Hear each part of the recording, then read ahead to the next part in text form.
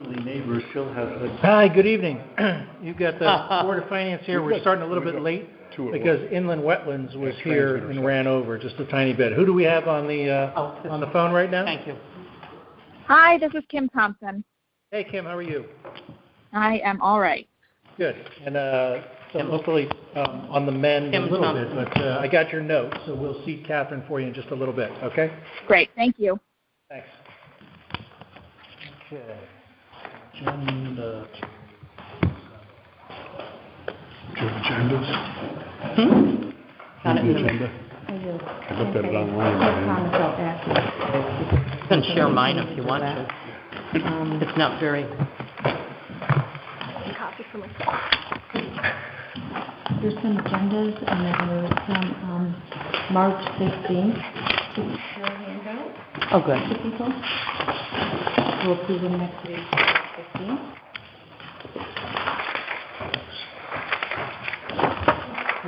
You doing tonight? Thank you. Go. Work at home.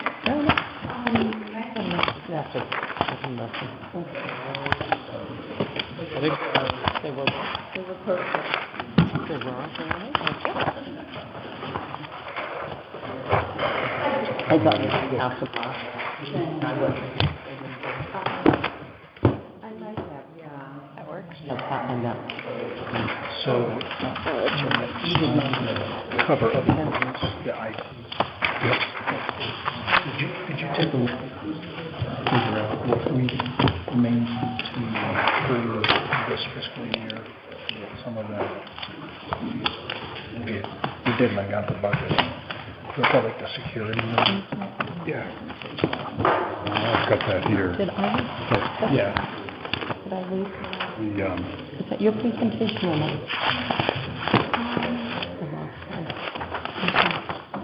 Might be on the bottom here. I got it. police video surveillance. Thank you. No, it's not. Papers.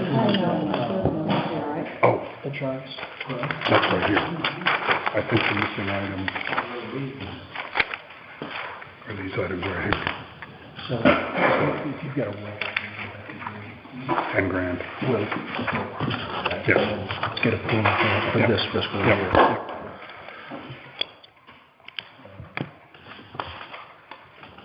Okay. So I'd like to call the March 22nd, 2022 Board of Finance meeting to order at 7:11, if I could. First order of business is seating a couple of folks that are absent right now. So first is Kim Thompson, who's on the phone, but has asked that Catherine be seated in her stead. And so I entertain a motion for that. So moved. Second. Okay, any discussion? Hearing none, we'll vote. All opposed? Oh, all opposed. Yeah, Bad thanks. lead, I'm sorry. Don't worry, I was an alternate for like 11 years. So, all those in favor say aye. Aye. Any opposed? Great, thank you very much. Also, Grubb is absent tonight, and he asked that Mr. Olson be seated in his stead. So I'll entertain a motion for that. So moved. Second. Thank you, Jude. Any discussion? Hearing none, we'll move to a vote. All those in favor say aye. Aye. Opposed, say nay. Great. Excellent. So we do have a number of guests this evening, so we'll move folks up as required. But first and foremost, we have the presentation of our 2021 audit. So come on up and join us. Yeah, that'd be great. Yep. And I think everyone should have received last week management letter, the audit itself, and what else did we get? The state single audit, right. Yep. And then tonight, Nicole distributed the audit results presentation. Yep. Okay. Yeah. I'll get through this pretty quickly. Great, thank you. So what we'll go over real quick is scope and reporting results, some financial highlights, and then I'll just make you aware of the required communications that actually are in that letter right there. And I'm more so just trying to make you aware of what the purpose of all those categories are. So from a scope perspective, and I know I'm redundant year after year, so hopefully you guys know it all by now. But so we're actually performing the work under generally accepted auditing standards, generally accepted governmental auditing standards, and also under the Connecticut State Single Audit Act relative to the financial activity that we have. So our primary audit opinion is that opinion under generally accepted auditing standards, and that is on page 1 through 3 of the bound financial statement report that you have.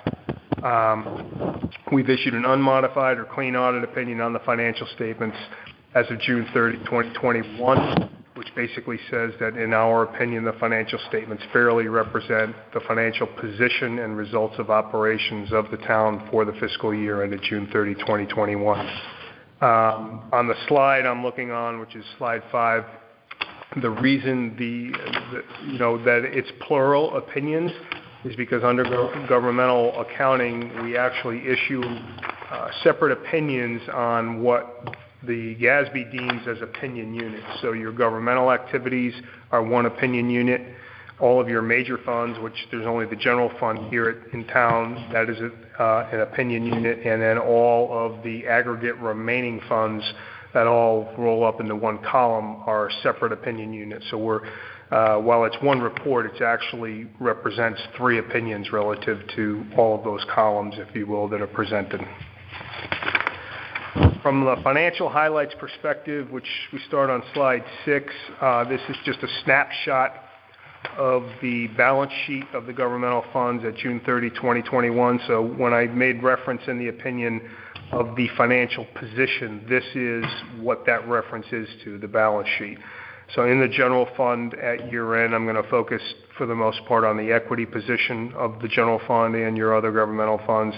Total fund balance in the general fund at year end was $11,725,491. The number that is the important number, if you will, for rating agencies or for anyone trying to do an analysis of the financial position, financial condition of the town, is that unassigned fund balance number, which is $9,432,825, and that represents approximately 24.6% of your total budgetary expenditures and transfers out. I think I've said this many times to you. The standing recommendation by the GFOA is anywhere from 7.5% to 15%.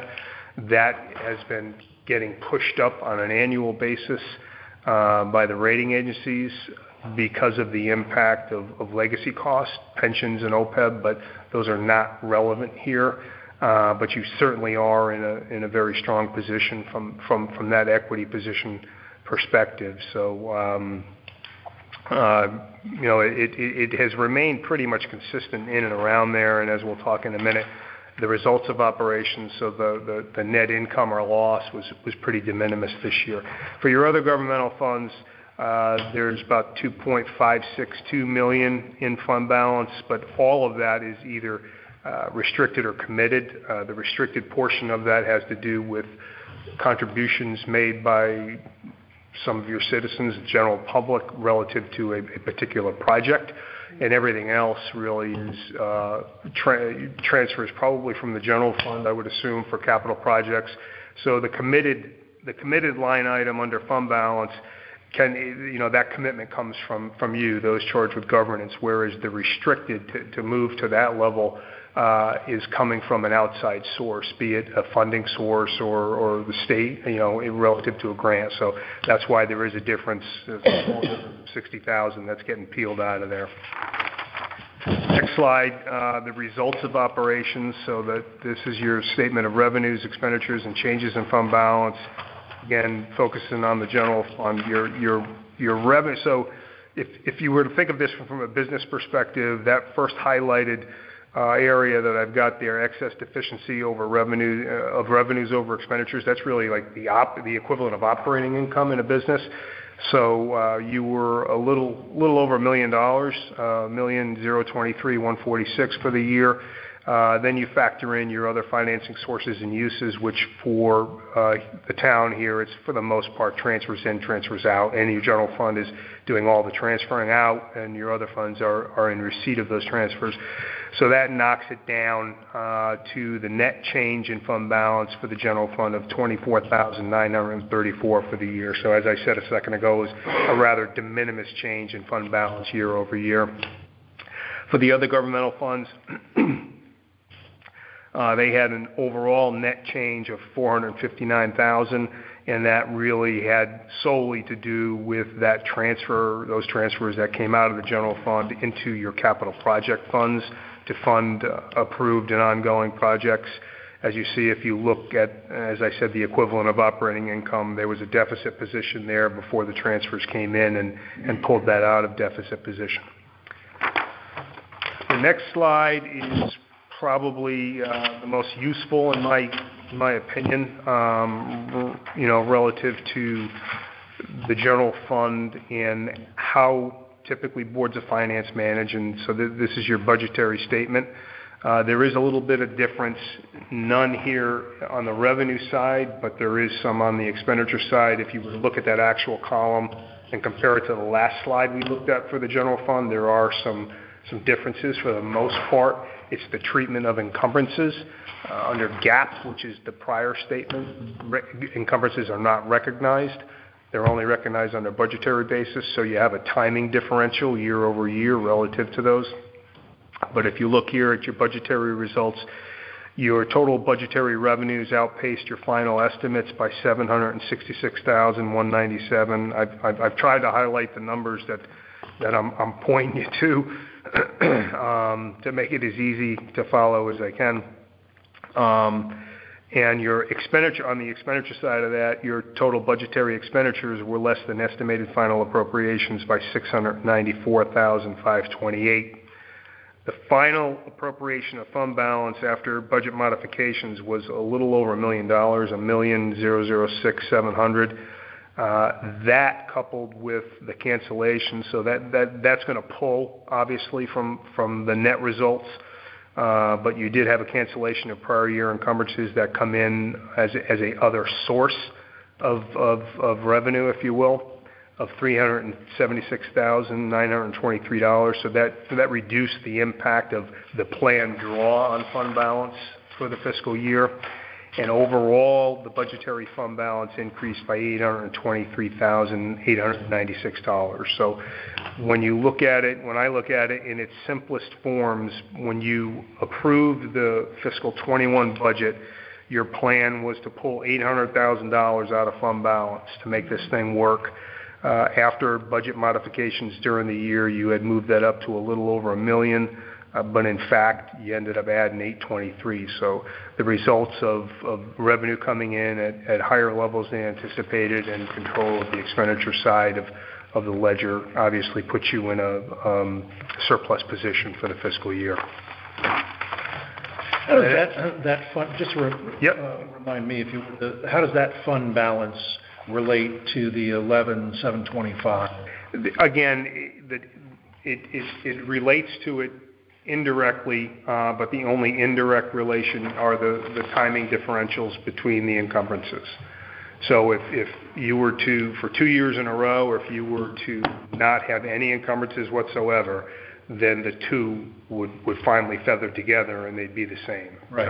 Unless there was... Yeah. Yep. The next slide, again, relates to the general fund, and this is tax collections. Total tax collections, and I have that number highlighted. It's the highlighted number furthest to the right, was $36,063,886. So that's taxes, interest, and lien fees collected for the year. Again, that number won't tie directly to either of the two financial statements that we just looked at because modified GAAP, which is what the general fund follows, allows for you to pull into revenue the subsequent 60-day collections after year end. So again, there's a little bit of a timing difference relative to this schedule and what actually gets booked But you are the model of consistency with collection rates here, so the difference is somewhat de minimis, if you will. And final bullet here, the collection rate was 98.92%, and it's as I said, the model of consistency. You're always we budget for 98.25, I think, or something like that, right? Yeah. And then the last financial slide, not a lot going on here, which I think lends to the overall financial health of the town. But this is your long-term debt. Really, as I said, there were no bond issuances. You had $435,000 worth of pay down on bonds, which were scheduled bond payments. And then the only other portion of your long-term debt is your compensated absences and landfill closure costs, which are all relatively small in nature to the overall budget.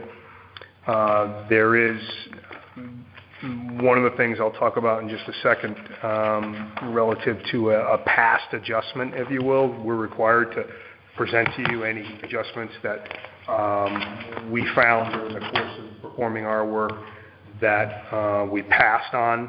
I did have discussions with this with Nicole, but one of the things, if we go, we can actually feather it right into the discussion on the required communication. So all these things, all these topical areas relative to the required communications, they're all embedded in that letter, which is we refer to it as the governance letter. It's actually under SAS 114, and those are all the topics are required topics that we communicate to you. I'm not making these up and thinking, hey, it'd be nice to talk about this or whatever. But accounting estimates are a big risk area in any audit, be it a municipal entity, a for-business entity, and estimates are embedded in any financial statement that you look at. An allowance for collectible is an estimate. Your landfill closure, in this case, is an estimate. If you have investments, market value, quite honestly, is an investment unless it's a tier 1 or level 1 investment relative to fair value. So we're required to look at the underlying data relative to the estimates, and we asked for an update on the landfill because what we do is what's called retrospective analysis. I look to previous years, usually the previous 3 years, and say, what is the actual costs that are being incurred to monitor the closed landfill compared to what the engineering estimate is, allocated over the life of the remaining period of time that the monitoring has to go on. And they slowly sort of got themselves out of sync because either there's more efficiencies in performing the monitoring work, or there's just a better way that came out of time. And so that cost, actually the annual cost is changed a little bit. We didn't adjust for it this year. We're going to adjust for it next year. It's not a big deal. I think the past adjustment was like $44,000. So we're really talking a small number. But again, relative to these communications, we're kind of tied unless it's what we consider to be insignificant in nature, which I think insignificant here in the town from our perspective, from the measurement, is maybe $2,000. So we're kind of required to report it to you. Would that reduce the long-term obligation? Yes. And so that would free up, in essence, cash. If you had an adjustment of $50,000 or whatever, instead of $380,000, you'd reduce it to $330,000. Would that $50,000 then be available because we had physically reserved cash for that closure? If you've got a reservation of cash for that purpose, then yes, you can unreserve probably a portion of that if you wanted to. General fund. There's not a landfill closing reserve, is there? There isn't a cash reserve, but there is a pool that I made based on So we 30 years out, how much it's going to cost you to monitor that landfill. Yeah. So this isn't. So it doesn't free up any cash. Yeah. Yeah, you don't have a reserve, then no. And if we didn't have a regional school board, right, because our the budget is combined. It includes our 80% from the school board, but the Right. debt is not represented from the school. It's not. Yeah, it's in the, right. Yeah, exactly. Right. So, I mean, this gives a P&L view that's accurate, Mm-hmm. but the balance sheet really, unless you're into the footnotes, doesn't accurately reflect the obligations of the overall. Yeah, I see what you're saying, but it's not, if it were a conduit debt obligation where you issued the debt on behalf of the school district, then that would be a different story because you might be on the hook for it if they were to fail. But it's a technicality. I mean, the school's going to come to us for the money, right? Clearly. So But it's a period cost for you, it's not deemed a long-term cost. Right. So, Contingent liability, really, right? Well, I don't think it's contingent because we know the outcome. The bond has been issued. We know what the debt service payments are over the life of the debt. What really the only contingency is your share, right? And that 80% could go down to 60% if the town of Lyme decides to explode in population. So. All right. Sorry about that. So that's it. That's I'm not going to go through all of these. The purpose, I guess I didn't get to that, is really to vet out any areas that we as your auditors would have perceived management showing some bias relative to the financial statements. So are they making, trying to make things look better than they actually are, or trying to make things worse than they actually are? And they, per the AICPA, would vet out in all those topical areas. And as you see, other than the past adjustments, there's nothing that we felt compelled to report to you. Quite frankly, there was nothing we could report to you, but they're there for that purpose. And DJ. Ron, with that regard to disclosures or what should be disclosed in the financials, did you, SUU, have any recommendations regarding our financial controls and procedures? Yeah, we've issued a recommendation letter. Some of them are redundant from prior periods. And I probably got that last week but haven't read it. Yeah. Can you remember off the top of your head what any important ones were? Maybe not. One of the, one is a policies and procedures manual. That's a redundant one. I think an investment policy is a redundant one. And that we should have one and we don't have one. Correct. And then there's a recommendation in there relative to the reconciliation process between the finance office and the tax collection office. There's an impressed account that is the custody, if you will, in the custody of the tax collector. And by nature of an impressed account, money just moves in and moves out same day.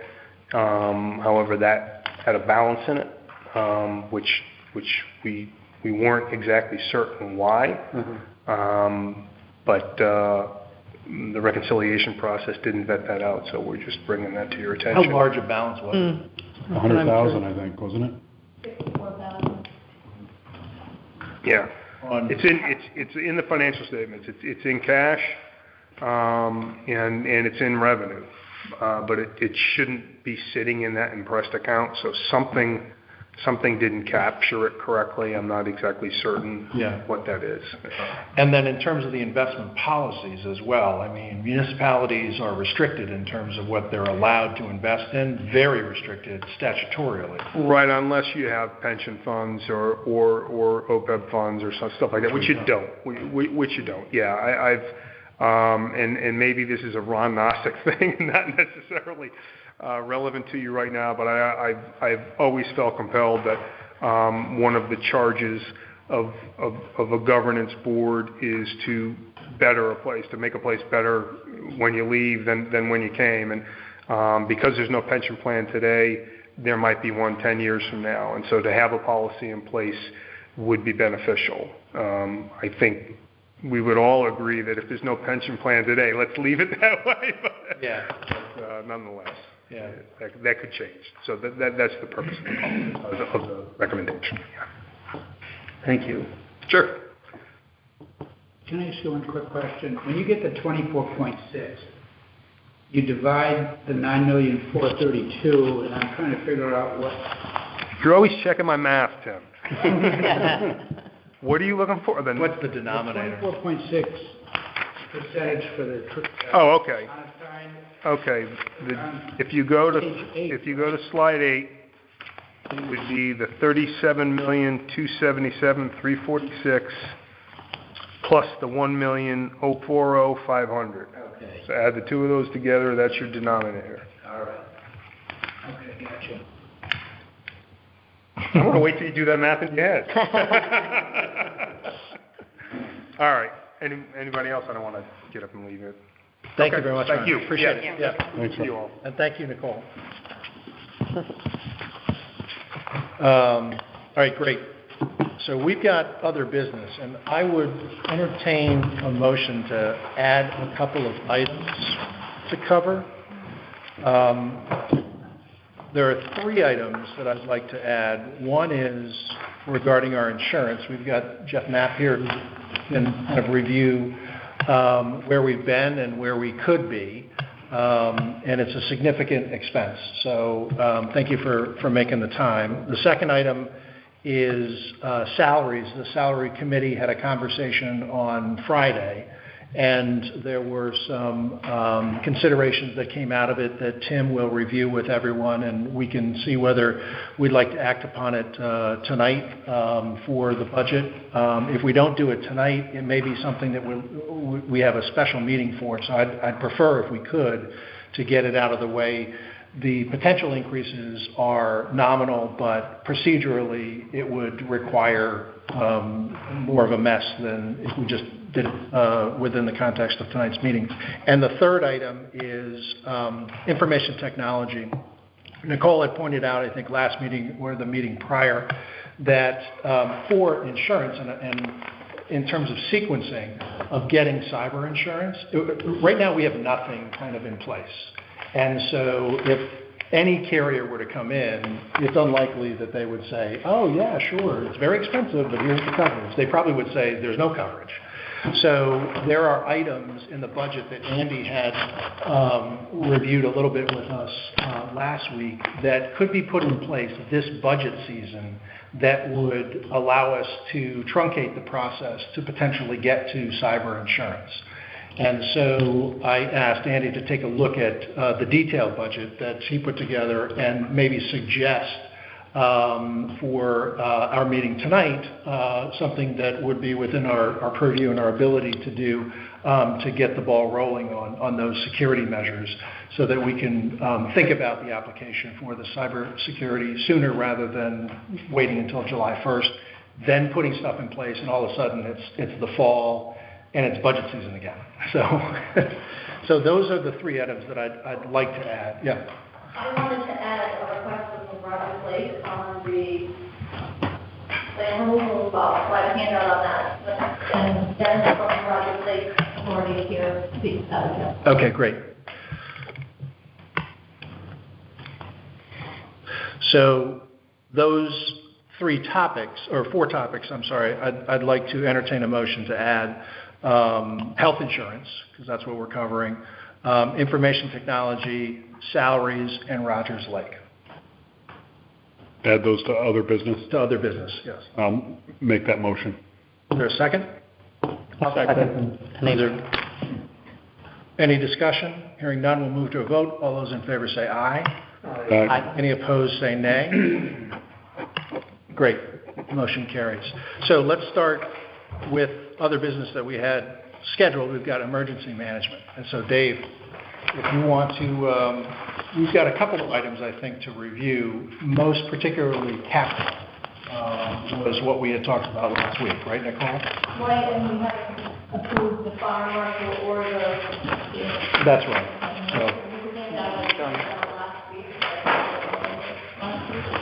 So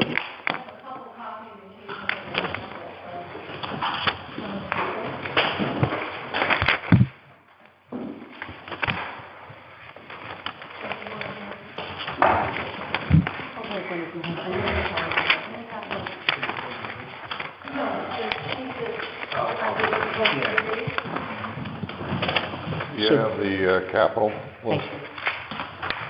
See if I get an extra copy there. This is one. This is the fire marshal and then I have two of them. Yeah, I have it. So Dave, this is the communications upgrade. Yep. Yeah. Okay. That's the only thing on capital that we had a question about. Yeah. Didn't know if I had anything else in there.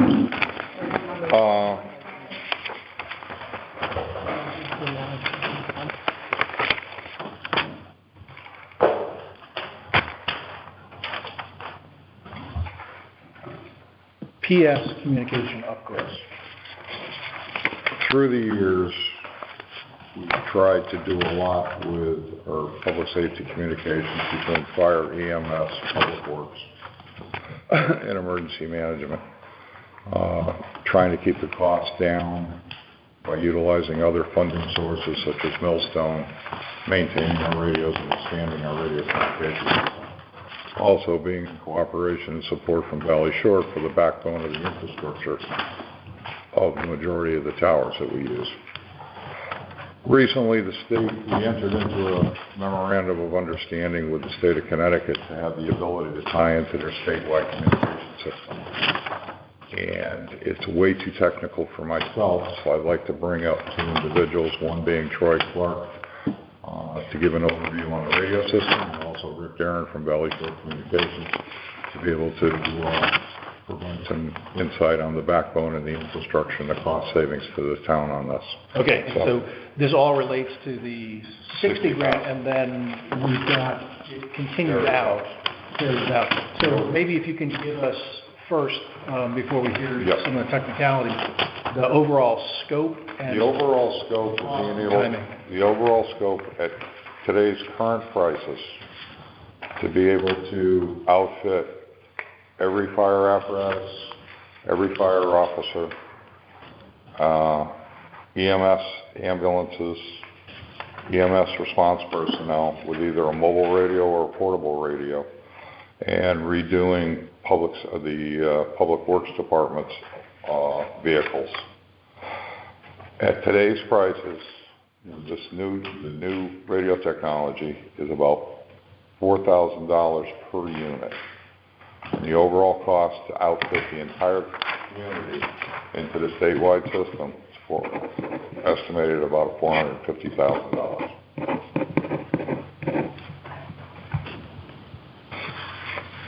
And right now, just to paraphrase, individual groups are on different communication systems. Correct. This would be a single system that would serve everyone who would be required for an emergency response of some sort. It gives the availability to be able to stay on a standard frequency to allow clock routes to be able to be generated, such as water supply, fire police, public works involvements, etc. It would also give extended coverages for interior operations inside buildings, stronger than what we currently have now. It also gives the opportunity for mutual aid departments or regional assets and resources going into the community to be able to have a common operating channel also. Based upon, the radios are very expensive. There's two vendors out there. One is Motorola, and their units are basically $7,000 a piece, along with extended licensing fees. And the second manufacturer out there is Kenwood, E.F. Johnson. Their units are about $3,600 a piece. So the upfront cost is $3,600. Will there be an ongoing cost that's required to be budgeted for licensing? With the vendor use of the Kenwood units, there would be no annual relicensing. If we chose to go with the Motorola, which we're opting not to because of the additional costs, there would be additional annual licensing fees.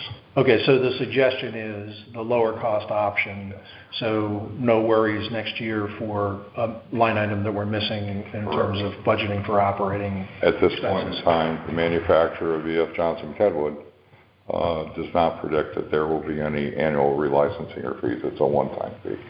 And so we've also got $60,000 suggested for this coming budget year, and then we've got $60,000 subsequent. Correct. The $450,000, what does that relate to? Are we not buying all of the radio units at once, and we're going to buy them over time, or? To be able to buy them over time, to be able to expedite purchasing for stages, and also to be able to be nice to the Board of Finance and not ask for a giant capital item all at once.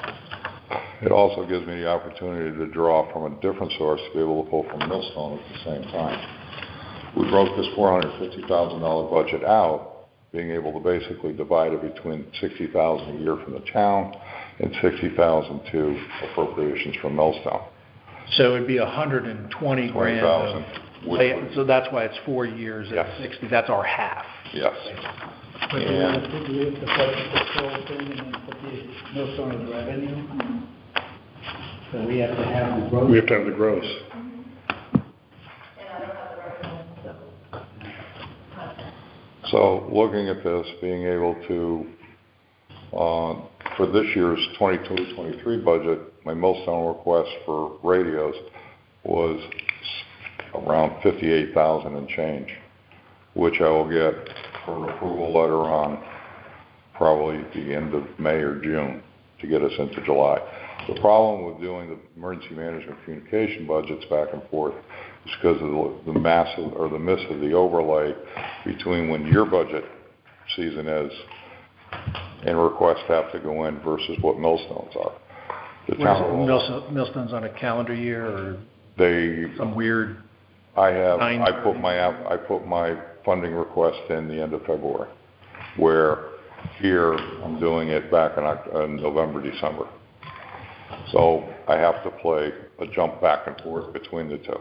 Well, to Tim's, it's important, but it's a little bit ministerial. So if we budget $120,000, because we need to budget for the entire expenditure, and your expectation is that Millstone will no revenue item as well, will that revenue item fall into this coming budget year?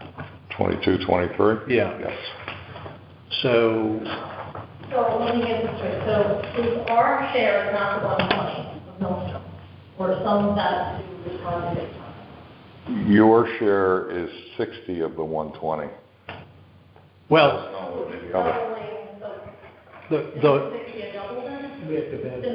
the 120 is the full expenditure that we're going to get effectively reimbursed for 60. That's going to be on the revenue side.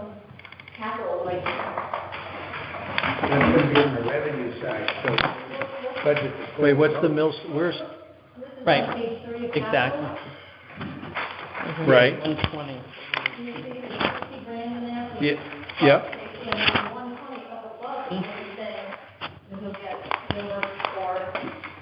Yeah, so. The 120 is was my operational cost. That has nothing to do with the radios? No. Portion of that 120 would be the radios on the Millstone side. Okay, thanks. So, I see. So what's here being presented Is already accounted for. is already accounted for, right? I think so, right? So if you're going to spend $120,000 on radios, 60 is in this line item, Yes. and then Okay. another 60 is in that 120. Yes. Okay.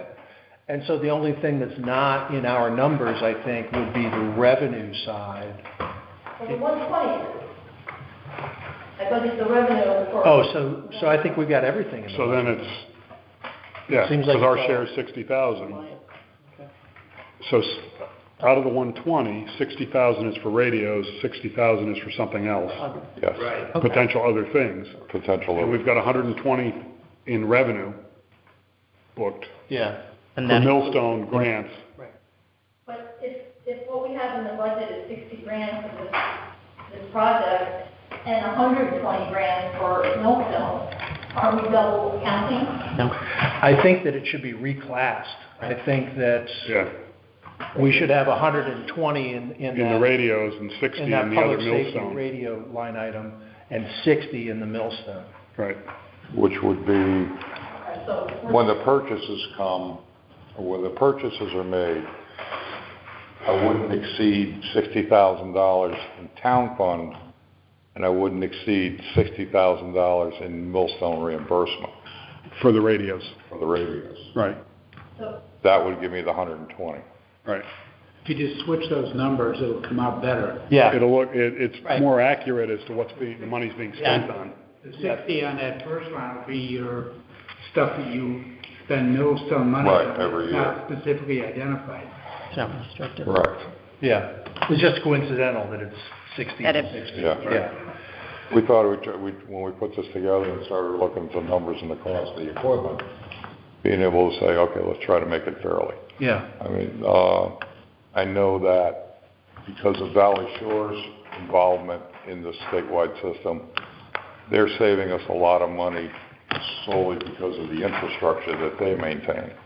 They maintain the repeater systems in the cell tower down at Mile Creek, at Macknicksboro. Other communities who are starting to go into this, town of East Haddam, for example, spent $2.5 million on it. They had to build from the ground up. They needed towers and everything else. Towers and everything. Sabre, a couple of years ago, probably about 10 years ago, went into their own system, and they funded their system from the ground up. It was a $7 million system. Now they have to do the upgrade, maintenance, and improvements of the technology in the system that they own. We're fortunate enough to be able to partner with Valley Shore on this, where the infrastructure part, and correct me if I'm wrong, Rick, is on Valley Shore's cost and maintenance. So we don't have to worry about the cell towers, the antennas on the cell towers. We don't have to worry about the repeater systems. We might get charged a little bit through the Valley Shore line item that we've got. It may show up that way, Yeah. but it's Yeah. not gonna, it's being shared extensively with Valley So this Shore. is the latest technology, Yes. and how many other towns have started participating with, Just about everybody around us. okay, East Lyme has gone into it. Waterford has gone into it a couple of years ago. Lyme is in the process of utilizing Millstone funds to help fund their application. East Haddam, like I said, has made a very large investment into it out of their own pocket. Killingworth, Chester, and the other Valley Shore towns on that side of the river are either looking at it or trying to find funding programs for it to get started. okay. Question, does Yeah. this include, I know we've talked for a number of years about a tower over in Essex on a water tower. This would eliminate that project. Doesn't need that. Okay. And have So, we because I know funded the that? I area, forget. Colt Lane area was a challenge to communicate. Yes. I think it was money left. Wasn't enough money. So there's no money hanging out in a No. specified fund No, we won't. for that? I dropped that project due to the fact that we got started to get into COVID. We ran into supply issues, we ran into delivery problems, we just dropped it at that time. Yeah. This opportunity came up. Okay. So if you get 100 radios plus or minus, you're gonna have only a quarter of them year one, half of them year two. Is that gonna be a problem? If you buy them every year? No, because the existing systems that we have can communicate with the newer systems. The newer systems have many features. The older radios that we have still are able to communicate, and as we progress along, the older ones will be faded out and the new ones will be passed down. Right, yeah. So apparatus will get equipment, chief officers will get the first gen, let's call it that. The lower officers and the responders are still working on the older equipment that we're using. But then they'll get, in the second year, The they'll, following year, everything would take a step back. So the officers and chief officers would get the newer technology or the newest purchase, and they would be passed down. By the time they get down to the firefighter or the EMT, you're probably looking at the end of the cycle. Yeah. So 4 years out. You may not have the answer to this question, but under our capital for fire department, they have $2,000 a year budgeted for portables, which that's just replacement, batteries, et cetera. Yes. But then in 2025, they have $20,000. Is that something, not talking about, we're not voting on that obviously now, but that's something we have to communicate. Maybe they don't need that money at that point, because by that time, through this project, their equipment will be upgraded to the point. I'm personally unfamiliar with that line item. Troy, I know you work extensively with the fire department solely on their radio communication concerns. I believe that those specific line items are to buy 1 or 2 portables a year. Right, the 2,000 I get, but then there's a bump. 25, because when they proposed that, we didn't have this option. Right. That was to buy technology that we currently have, Yep. which is quite evidently, not doing everything that firefighters. So this would replace So that. this, and that can be, we can take care of that next year or whatever. It's not even next year's budget. I just, I can understand the 2,000 because I know that's batteries and things like that to keep the existing technology working. Okay, Dave, thank is you. there any kind of insurance on these units, so if a firefighter loses it or damages it, it's covered by some insurance? Yeah. Is it firefighter proof? Well, I'd say if $4,000 a copy is I know. better than $500. That would be a question more towards Nicole and our insurance coverages to see if we can. No, what I mean is. There's nothing Extended current. warranty. No program. Oh, extended warranty. You've got a pretty good Replacement or manufacturing extended warranty for defect. Yeah, deep. No, but But if not- it, If it gets run over, it gets dropped into overboard on Marine 38 or whatever else, and it's lost forever, You're done. you're Payroll done. deduction? payroll reduction. No, pay for it with the Amex and file the claim and Right. they. There you go. There you go. Unless you're interested in taking out insurance on these items, Probably don't want to. Probably be more than it's. probably what it's worth. All right, so that's public safety communications upgrade. Any other questions for Dave on that particular line item? We did have another question on the item just below that, which was the water inventory functional capability study. Yeah. $6,500. Yes. What's the status, and just remind us what it is and. Working with the fire department again after ISO and their evaluation, one of the deficiencies or one of the items that were identified was there was never any real formulation or control over the different fire sources or water sources that the fire department has within the community, known as firewalls or fire access. The 6,500 was to be able to work with the fire department to reassess the massive number of firewalls that they have out there, study them or do calculations on them to see if they meet NFPA's requirement for 50-year drought, where they can be classified or rather certified as a water source. So we're looking at engineering costs to be able to have a specialist, be able to figure out if this water source is capable of providing X amount of flow for an uninterrupted source 365 days a year. And if not, what is needed to do it on the established wells. Some of the firewalls, such as examples up in Rogers Lake, yes, the lake can provide the water, but the lake needs some kind of maintenance. It needs brush cut back where they can actually get the truck into. There's some firewalls out there that have silted over. And I know many years ago there was a firewall maintenance program established with the Board of Finance, but that is kind of been removed from the budget for one reason or another throughout the years. But Ed was doing it as a favor, but... As a favor. Ed's workload has increased just like everybody else's, and at this time, So we had $6,000 last year. yes.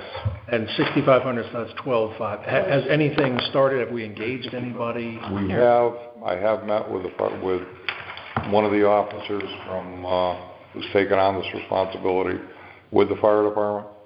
We're moving forward now. There was a great delay through the fall, personal issues and personal concerns. He was getting married, unavailable to sit down and do it. We've got the ball rolling.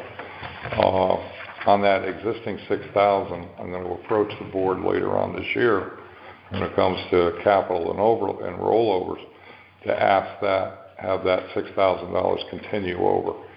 But you don't have an estimate for the amount At this point in going to be time, no. required? Okay. Is it 5,500 or 6,500? Yeah, I'm sorry.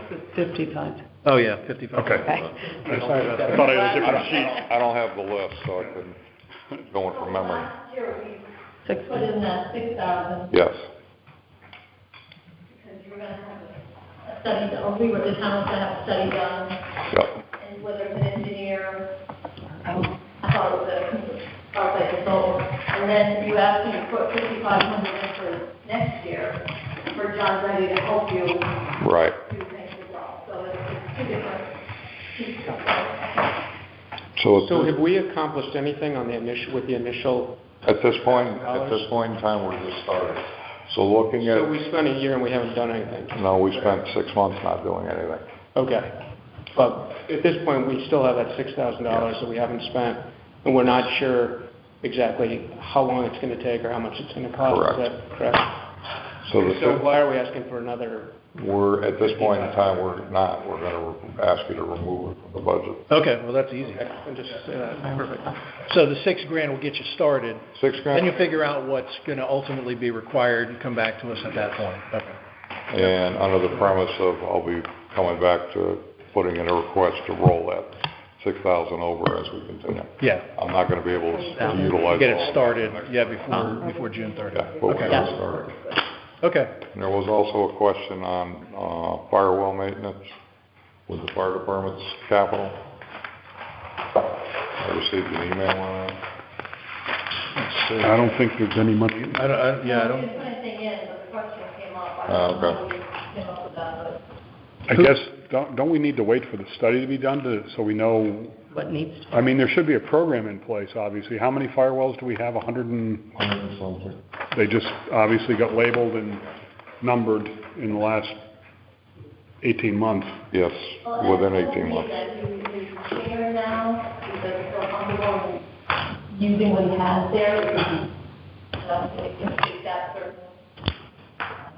Mrs. Bucket or something, and having the guys out there, He doesn't want to end up in the drink. Well, He also, I talked to him a little bit about it, and he talked about how, you dig it out, you have to put it somewhere and let it drain. Yeah. You can't just put it in a truck and haul it down the road, because then you got to clean the road. So it's a little more specialized than just taking a backhoe and a dump truck and doing it. and one of the other things, for the engineering study and the research that we're going to be doing, or in the process of doing, is figuring out the liabilities of going on private property on The right-of-ways. on those right-of-ways. There is no formal MOA or MOU between the town and the private landowners.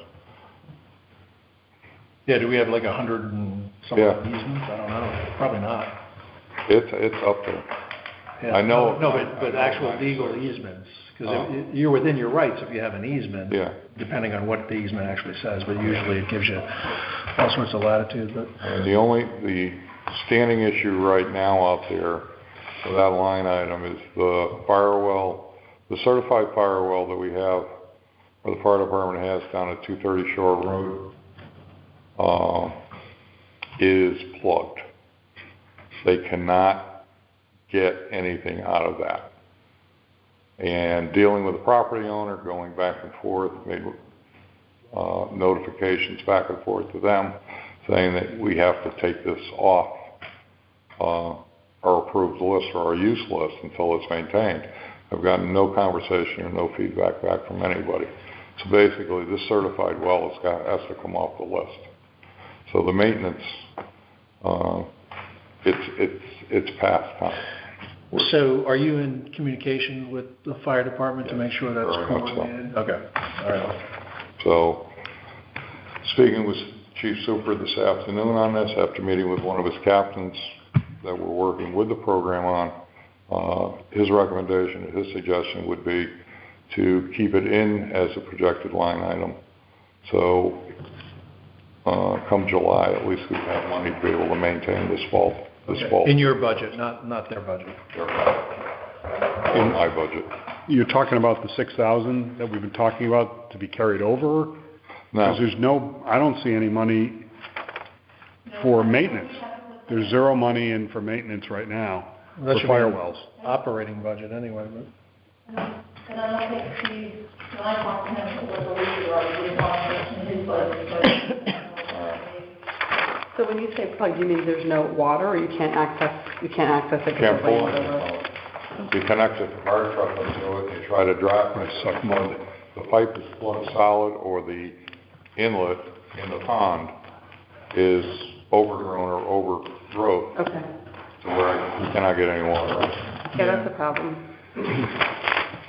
And that area of 230 Shore Road serves all of the majority of the beach area.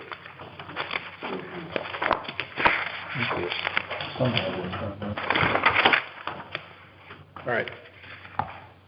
Okay. Any other questions for Dave on?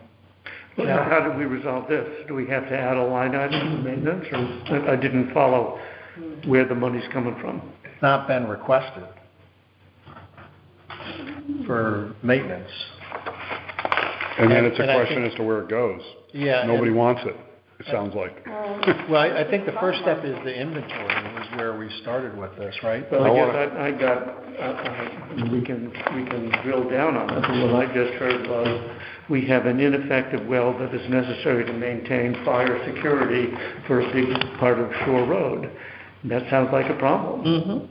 But I don't think anyone's prepared to give us a number right tonight.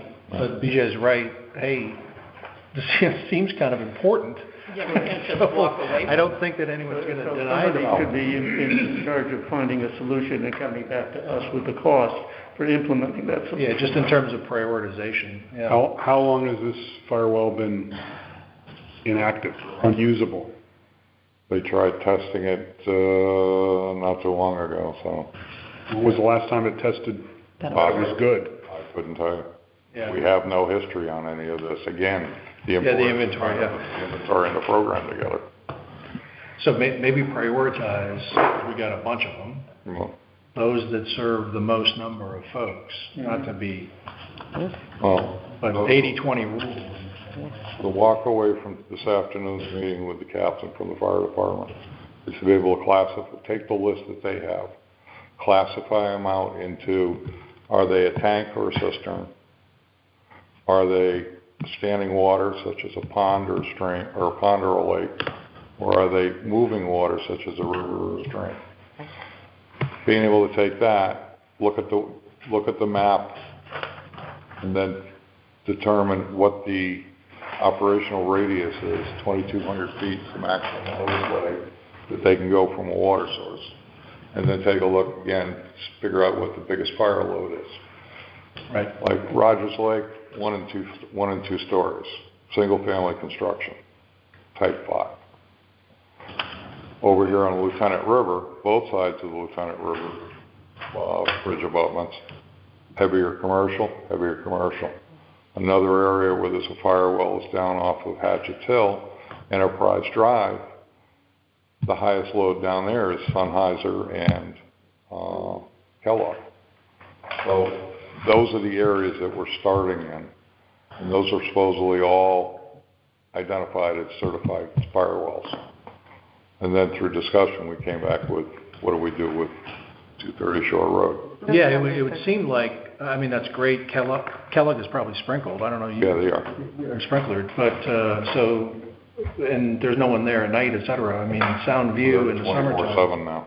Well, My point being, there's a lot of people in Oh, yeah. 1/10 acre lots down at Soundview, so. They have hydrants. They have hydrants. That's true. in So- Soundview, but- So it's not totally high. Yeah, but my point is, where there's a very significant concentration of folks, I think being able to take this back, have a conversation with the fire department, and then collectively come and speak to you in regards to the possibility of there might be creating- 10 of these that we should do yesterday. To the Board of Selectmen, but we're, Yeah. you know, I think, I agree with David. My articulation would be, we have to find out which areas are dependent on fire wells. They don't have hydrants.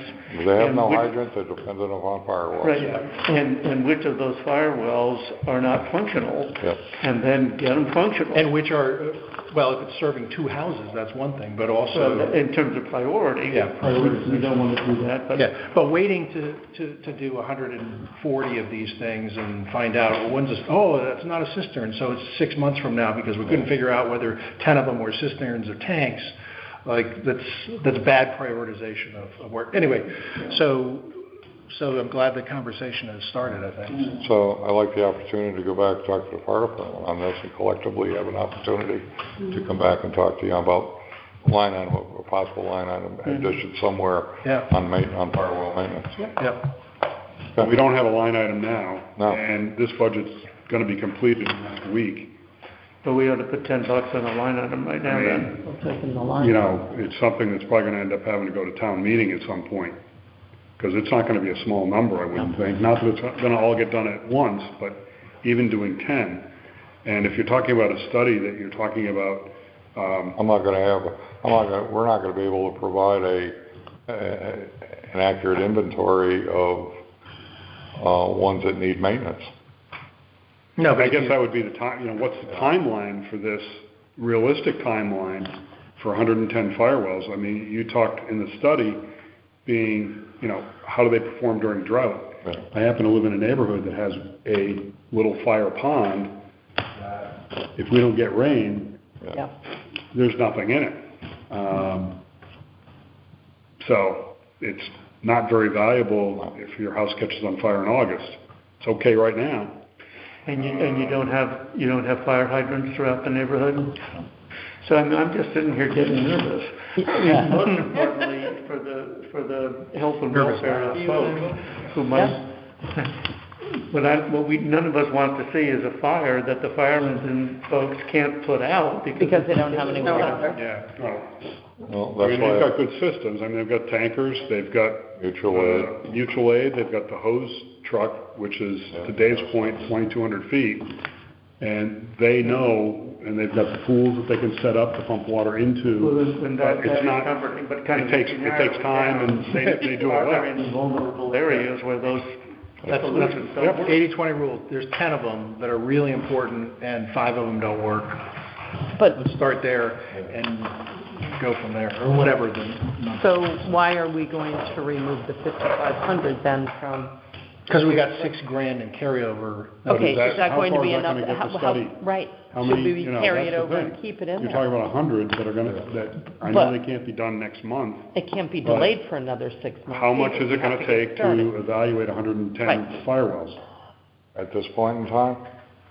At least we'd have almost 12,000 funding it, without having to go back and ask for more. I mean, the 12,000 isn't gonna. No, but it's We still don't- better than We don't know 6. whether it's bigger than a bread box or smaller Right. than. So, So $6,000 is a start, and right, then. but 12,000 would be a better start, the 6 from, well, Yeah. that's I mean- my opinion. Yeah, no, but Yeah. you're welcome to, Yeah. motions are welcome, so you feel strongly about it. I, They just request to take $5,500. right, that's Yeah, why that's I asked, who's why are doing we taking it out if the need is there? Oh, okay. Sorry, no, I don't mean you. Yeah, right, it just doesn't make sense. If we're talking kind of about an- going to take a lot of money or keeping the line open, Yeah. we already expected the 5,500. And But it keeps- can't and sit keeps there. the line open, right, Right. Nicole, by having it in the budget for next year. It keeps And- the line. And we also don't want to have $12,000 sitting there for another year and a half. We don't want to be in the same position next year saying, gee, why are we funding it if we haven't done anything? Just leaving it as a placeholder. Yeah. Study, I mean, I have it on here as like a study. Yeah. Right. Both numbers, so that wouldn't keep, you know, we pump out some 10% grant, I feel like. But the study's gonna. No, that, yeah. I think we have to pay it a little more attention than we have in the conversation tonight. Well, I mean, so does anyone feel I mean, Dave has recommended taking the 55, we got 60. I think we should leave it in the 5,500. But there's another element, if it's private property and there's no documentation, you might want to have some kind of agreement with the owner that he's going to cooperate to let you use the well on private property. That's another element besides the physical nature of the well. Can of worms that we opened on this is basically, you have all these wells that have been all set up or established or agreed to on a handshake. Yeah. So, One way or with the majority of them. There should be an agreement, whether it's Yes. an easement that's recorded on or just, but, you know, town council can prepare a form agreement that the landowner can sign on the town. Yeah. That's doable. I mean, that helps their own personal Right. property. Right, Right. yeah. Having a fire well on their property, because that's one of the questions we all have to How close answer. are you? How far is closest fire hydrant? And if it's 150 feet. But it is it's a in your can of land. worms and it's bigger, to Jude's point. Yeah. So, But if we're going to put in more money, should it be in a different line item that offers a little bit more flexibility on how it can be used? that's a question for Nicole. We can change the name of the line item too, right? Well, it's already, the 65, the 6,000 for this year is already under the thing. Capability study. Which says study. Right. And the 5,500 was to help with that study. But can we change the name of that line item? I can't, you have to just create a new line item, because Okay, I that's, can't change. that's, But call a new line item, So- something more general, Fire well maintenance. maintenance. Yeah, Yeah, put in. and that gives you flexibility to get So- somebody in there and snake that out, because that's really what you do. so is keep, figure out and again, 5,500 is like, oh, what are the most important 5,500. ones and Put it- Maintenance and evaluation. The one that's clogged. Yeah, First, I gotta do an outreach to each of the property owners. yep, I gotta get a verbal commitment of letting us go onto their property to do it. Yeah. yep. Or I gotta get a written permission. So it's a to be able mailing. to do it. I might as well get an memorandum of understanding going between the property owners. Of course. And the one on 230 Shore Road, as an example, has two separate property owners. Okay, One so with the draft site, then on the other side of the fence, the one with the pond. I would think that we have their names and addresses. We do. Start. Yeah. And definitely, like I said, it benefits them to have this open and Who's gonna and say no? functional. Right, who's I gonna say mean, no? I know. Maintenance evaluation, because if we're going to be paying for easements or Right. some sort of form for the land records. we don't want to be coming back and saying we need How $100 vague can it be, to do. Nicole? So vague, Firewall? Firewall establishment or something like that, which would be Evaluation. the value, but. But wanted to include maintenance or anything else that it And it needs to be established if it does legally, that sort of thing, so. Firewall funding. Firewall. Firewells, Firewall funding, simple. period. firewells. Firewall. So, We can so we expand would, on it later, but Yeah. I think we Okay. need to we fund take it. the 5,500 out of the study and create a new line. Create a new line, so it with doesn't change the Firewall Right, for 5,500. so 5,500 is on. right. Would you I like, still have that Moving it to its own line item. super and ask him. Yeah. would you like me to bring representatives from the fire department next week? Well, We're not what here. we need is what needs to, Maybe we then we're done. This isn't a finance issue yet, it's a systems issue. So I think Tim and the Board of Selectmen, this is a municipal problem that the Board of Selectmen need to solve. address. Okay. So we're putting a line item in there, so Right. it gives Yeah, that's them our job. flexibility Yep. to But now we need a plan. But it's put a putting place the and they need to. Yep. work to come to us Right. for money before we. They've also, even without the study, they've identified certain wells that need to be addressed even without the study, so both can be Let's get happening at the started. same time. Yeah, that's true, so now you got $5,500 if you need 1,500. To start. Yeah. Intake or something like that. We got some money in there. Yeah. So, or you need an easement, so it's. You don't need to wait a month, Right. Right. Okay. come back and forth. All right, my phone's blowing. Don't spend it till He's July. gotta go. Okay. Don't spend it until July. After I started saying it, I thought, oh, that's... I don't know, do you want it in capital, do you want it in some of the I don't know, operating? you're talking about getting it out of here and moving it somewhere else. No, I think capital is fine. Everything's Yeah, in. so why would you need a different line? Because it says Because of the labor. study. One is only Because study. Nicole said that's already, that was approved last year specifically for a study, so we would need a new line item, that's all. To do work. Called Firewall. I know, Keep it clean. yeah, I mean, just keep it. Yeah. Tim, let's put a new line Put a new item. line. We're good. Just the tip of We the- had it done. We're So gonna, now we can get moving instead of waiting 6 more months. Project on, I'm a little confused because there's a capital item water supply project that talks about this project and it says it's $1,000. And then there's another reference to the John Duddy water supply project, assessment of sites for $1,000, $45,000 for the capital. So I'm just kind of confused how that, this study, this line and this budget ties back to that $6,000 capital, like that, Salaries can't, so if it's salaries, whether it's part-time or full-time, it's not gonna be coming out of these funds. and we made, I met But with my Tim. point is, but we're sort of saying that, Yes. according to this, it sort of looks like it. This document we got from earlier and from this line item, which is zeroed out, appears to be a salary item. 1,000 John Duddy salary and then 5,500. Actually meeting with Tim this afternoon. After my meeting with the fire captains, finding out exactly where they stood. Yeah. We Contract. got to, we just We have to dropped call it. it something different then. As of, Oh, I'm not in this meeting, did you? Because I could have updated, we got new things, you know? But, It's now, unless you want to keep it in. because we gotta restrict capital to capital though. Right. So, Yeah. All right. so as long as that's understood, I mean, difficult over the school team. I know. He looks like Judge Judy over there. Flight controller. Yeah. So, all right, any other questions on the operating budget for Dave? Well, we've got Dave here. EMS and fire?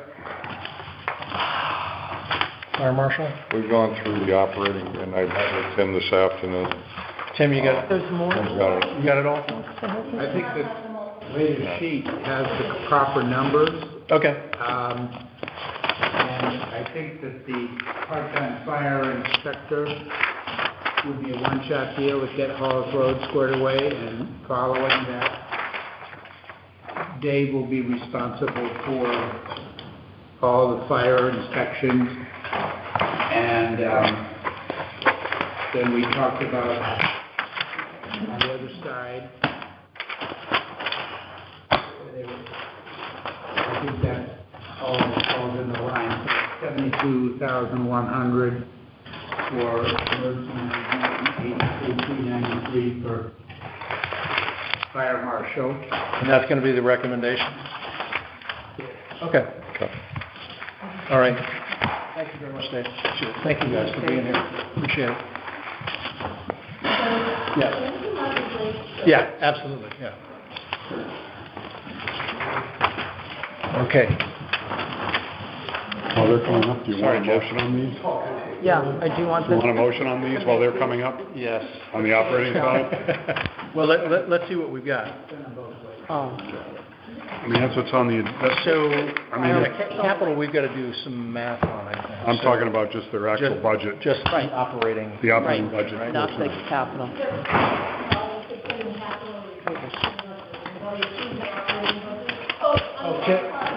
Yeah, no, yeah. So, We got this via email. I'll entertain a motion for emergency management for $72,100. So moved. Second. $72,100. Any discussion? And me.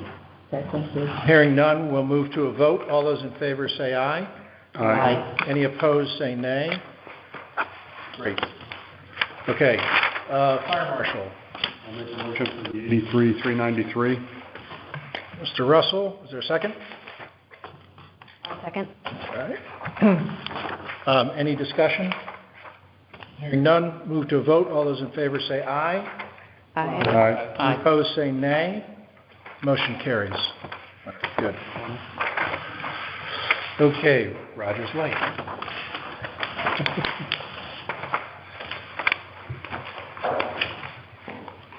So sorry about the change of pace, but... No problem. Welcome. Last week, we came to you hoping to get this Asian clam eradication going. I had Friday evening, I had a talk with SWCA that we agreed that we wanted to work with, and they cannot fit in doing the eradication before the water temperature gets to 60 degrees, and the water temperature is already at 53. Okay. So, which means You're looking at another year. we're looking at doing it. In fact, in their contract, they indicated they would do it between June and, starting in June and finish in July. And that's what we had hoped to move up, but that can't happen. So anyway, to leave, you're trying to find monies to do it this year.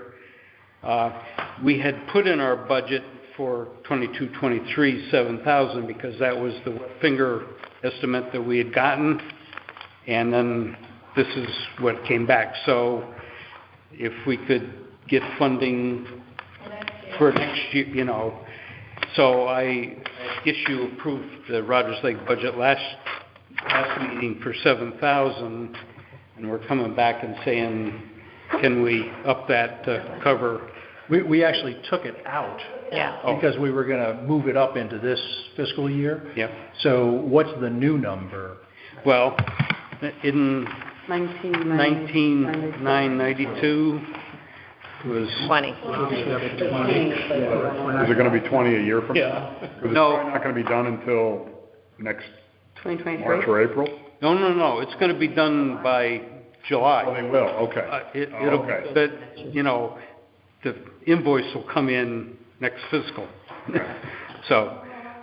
Why don't you have it work started July 1st? Right. Okay. Right. Yes. Payment due July 31st. Maybe they did some free reconnaissance. In talking with them, they estimated that they might be out 90 feet from shore, and that's in the thing here. They really feel that they're not out that far, and so I told them, look, we can't exceed what we're doing here, but they felt that that they've covered their bases. So the 20 grand could be less depending on the coverage that they end up Correct. eradicating. Or more depending on the problem. Right. And tell us about task 2, the eradication at 3998 at a daily rate. It's broken into two parts.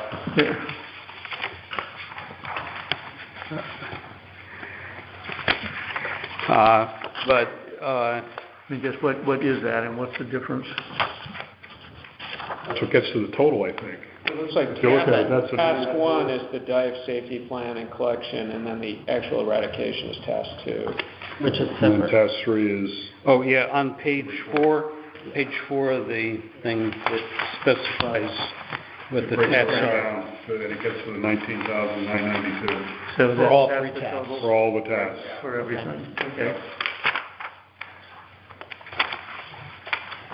So that would make the new number for Rogers Lake 78,566. Have you talked to Lime about this at all? No. Okay. We just send them the bill, is that it? I think since all of the approved, already done it. Oh, okay. All right. Oh, okay. Yeah. I just, he'll know that it's coming. We won't have to fight him for it. Okay, good. Can you guys do me a favor though and alert them to the change in the budget as well? they share 50/50. Right. And what happens is we budget 100% here in Old Lyme. Correct, and We'll charge them back. quarterly, Yeah. going back, right. And the number that they had in their figures was 58,566, so 78,566. Oh, so the total budget was 78? The total budget was 58,566, and now it's going to be 78,566.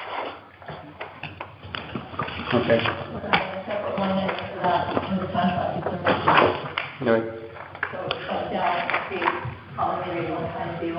Yeah.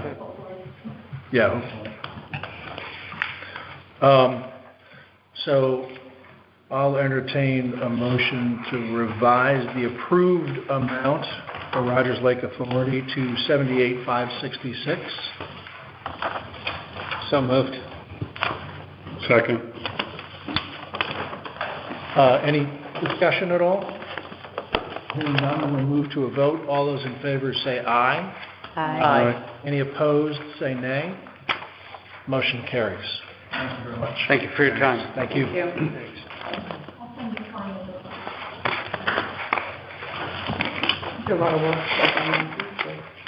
Yeah. Okay, health insurance. All right, save the best for last, right? Yeah. Right. I know, yeah.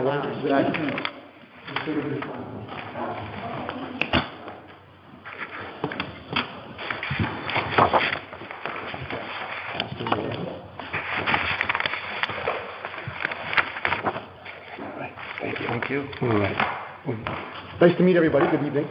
I'm Jeff Knapp. I'm with One Digital, so I've been fortunate enough to work with the town hall now for going on 15 years, which is crazy. I work right now with town hall, public works, as well as the police. So that's the segment that I've dealt with.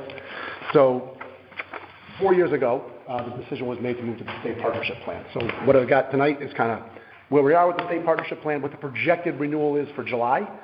And then we've also gone out to the fully insured marketplace and gotten some quotes from the other carriers in the state just to kind of show you, what those numbers would look like. But if you go to page 2 of this, and I don't know how familiar anybody is with the state partnership plan, but probably about 6 years ago now, the state plan opened up to municipalities to be able to participate with it. Prior to us being with the state plan, we had been getting Blue Cross Blue Shields. We were under the Board of Ed plan. We started off with a plan that looked like this when I started working with the town 15 years ago. And like everything else, every year it was a 10% increase, a 15% increase, a 20% increase. And to combat that, we changed co-pays, we put in high deductibles, we funded those deductibles with different arrangements, either a health reimbursement arrangement, health savings account, mixture of both.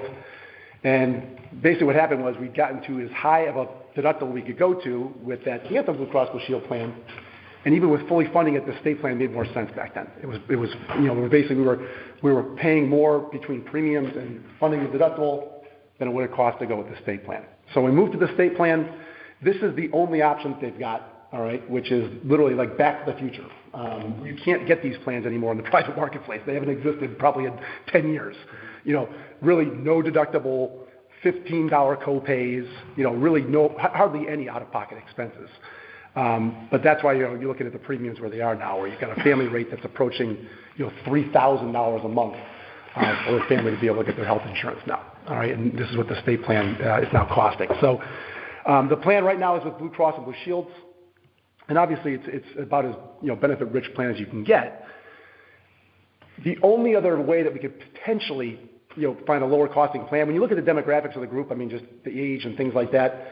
When you look at the small group rates, which because the group has fewer than 50 eligible employees when you factor in the town hall and then the other 2 segments that we're insuring, we have to go with small group fully insured rates, which if you flip the page... Can I just ask a question? What is this column last year and this column this year? Okay. Okay. Okay. So on page 2, I'll slow down. I apologize. So there's no changes to the plan this year. Okay. The plan's not changing at all. Okay. They sometimes make little, what they call mandatory plan migrations. That was not the case this year, but they did hit us with an 8% increase. The other problem with the state plan is that, like I said, this is the only option. They are talking about, introducing another option, what they're calling, Blue Cross's Prime HMO network. which is going to basically be a network that excludes Yale positions and facilities, which is not going to fly in the shoreline. So, whether they come out with that was an option or not, it's something that is never going to fly. So I would have liked them to introduce something with maybe some more cost share, giving another option with deductibles and things like that for people that are willing to take more risk on to lower their costs, but it's not going to happen this year. So if we want to stay with the state plan, this is it. One other thing to mention too is that when we went into the plan, it's a 3-year commitment. All right, so this is going to be the end of our 4th year, so we're not going to have any penalties if we do decide to leave the partnership plan, if that should come to fruition. But page 3 just shows kind of, again, who's on the plan right now, what the current costs are, and what the renewal costs are going to go to. And then page 4 is where we went out to the marketplace. All right, so these are all fully insured plans. All right, which means that, again, you're going to pay this premium. There's no additional risk. The rates are the rates. And I'd apologize for the small print, but I think I've seen tons of small print here today already, so I'm not going to apologize. Although this might be the winner, though, as far as that's concerned. Trying to cram a lot onto one page. I apologize. So these are all the small group fully insured plans in the state of Connecticut. And what these are, this would be similar to what we had in place prior to moving to the partnership plan. So the plan to the right of the line, all right, where you see this is Cigna. So Cigna would be the network. It's a high deductible health plan where basically the employees would in essence have a $6,750 liability. Yeah. All right, so the first $6,750 is going to be on them. And then after that, the plan is going to reimburse everything at 100%. All right, so again, high deductible health plan. All preventive care is covered, obviously. All those types of things would not be the employee's responsibility. But technically, everything else, if it's a sick visit to your doctor's office, if it's a prescription drug, if it's a trip to the emergency room, employees responsible for the full negotiated price until they get to that amount. Now, I would never come in here and recommend that you try and sell that to your employees as far as an option is concerned. Right. I got you. No. So what we have the ability to do, and this is a form of self-funding, but it's got a lot less risk because, again, your maximum exposure per employee is $6,750. Typically, when you're looking at a traditional self-funded plan, it's going to be $30,000, $40,000 is going to be that specific stop loss. So it's a much lower amount. And the town can fund it with what's called a health reimbursement arrangement. All right, it's an HRA, where if the employees have expenses, and you can design it however you want. You can say we're going to pay the full deductible. You can say, hey, employee, you're going to pay the first $100 or $200, wherever you want to make it. We'll pay the rest. But that's your exposure. All right, so basically, depending on how much that's going to be used, is going to be what your risk is. The annual savings over, the partnership plan is around $216,000. That's the total savings over the renewal, which is a big number. Okay. The maximum exposure is $308,000. So if every single person, if it was like, again, zombie apocalypse or something like that, everybody wound up being hospitalized and met their deductible, that's your worst case snenario. Yeah, that's I was just counting up the number of people who are participating. 308,000. So what's the difference between the two and the last? Right. So basically, it's around not even $100,000. I mean. So you're at risk for that. Correct. Okay. Correct. Now, what about the family? Yep. So it's per person, capped at 2 per family. It's capped at 2. I'm sorry, I don't know much about our current. Sure. Right, I don't either. Like, what does the employee pay per month? Right, and it depends. So, I know, because again, there is some union contracts that's in this as well for the public works and for the police. What is it for town hall, Nicole? 18%, I think. Yeah, we changed it a few years ago. The map right now. Yeah. You say you said it was 18? Yeah. So it's 18%. Anyway, 17, 18%. Right. Public Works is 18, cops are 19, I think. Right, that sounds about right. So it's right around the 17 to 19% that you guys are that they're paying. You have to get their union buy-in, correct? Correct. Are you able to email this to us? Yes, I mean, this is difficult. Yes, I can email it. Yep. Absolutely. To listen, follow, and try to decipher what's on here. Yeah, and I'm trying to just narrow it down to the one option. I mean, I don't think the other, I put Blue Cross on here, but Blue Cross's fully insured small group rates have been uncompetitive for probably 5 years. I mean, it wouldn't make any sense, in my opinion, to go in that direction. Cigna's network is, on par, as good, if not better than Blue Cross, in my opinion. All the hospitals in the state participate. It's their national PPO network, so employees will be able to go anywhere in the country that takes Cigna. Nicole, did you have a question, Tom? thing on the coverages and what people elect, is that allowed to be public? As far as Put in there? just the names of people? Well, like, when they take the coverage and all that. Yeah. Well, it's the one plan option, is all it is. Everyone's got Is that, I mean, no? I think. There's no ages on there. There's no protected health information. There's no ages, it's just names with. Divulge what the coverage was, but. Well, why don't we just collect? We can. And you can give the. Yeah, I'll just give it up. Is this, yeah. Yeah, I mean, again, so the ages have been taken out, so there's no PHI on this, it's protected health information, so I don't see why there would be an issue And there's there. only one plan. Yeah, and there's only one plan. So it's the same, I mean. Yeah. Yeah, but it's just, Nicole's Yeah, question we is. could easily take it out, I mean, it's just showing what I'd I've like you to use. Right. But, so back to the figures, so if what do we have to reserve? What do we have to set up, an account? Yep, so what we would do is we would get a third-party administrator, a number of them that we can use from. You technically don't have to set any money aside if you don't want to, it's a pay-as-you-go. Mm-hmm. So you could pay it from the same account that you pay your premiums from. And, again, I would say conservatively, I mean, I don't think it would be this high. I mean, typically it's like 2/3 would be a safe assessment as far as what you would pay out throughout the year, which comes out to $203,000. And I think it wouldn't even be close to that, to be perfectly honest, But then. that's the worst-case scenario. Doesn't that kind of put you on par with our current program? Exactly. No, so that was what I was getting at. So at the end of the day, I mean, if it's 66%, which I still think is very conservative. Yeah. I don't think it would be close to that. Yes, it's right around the same number. Okay. So we check the market. You got it. Even kind of being creative.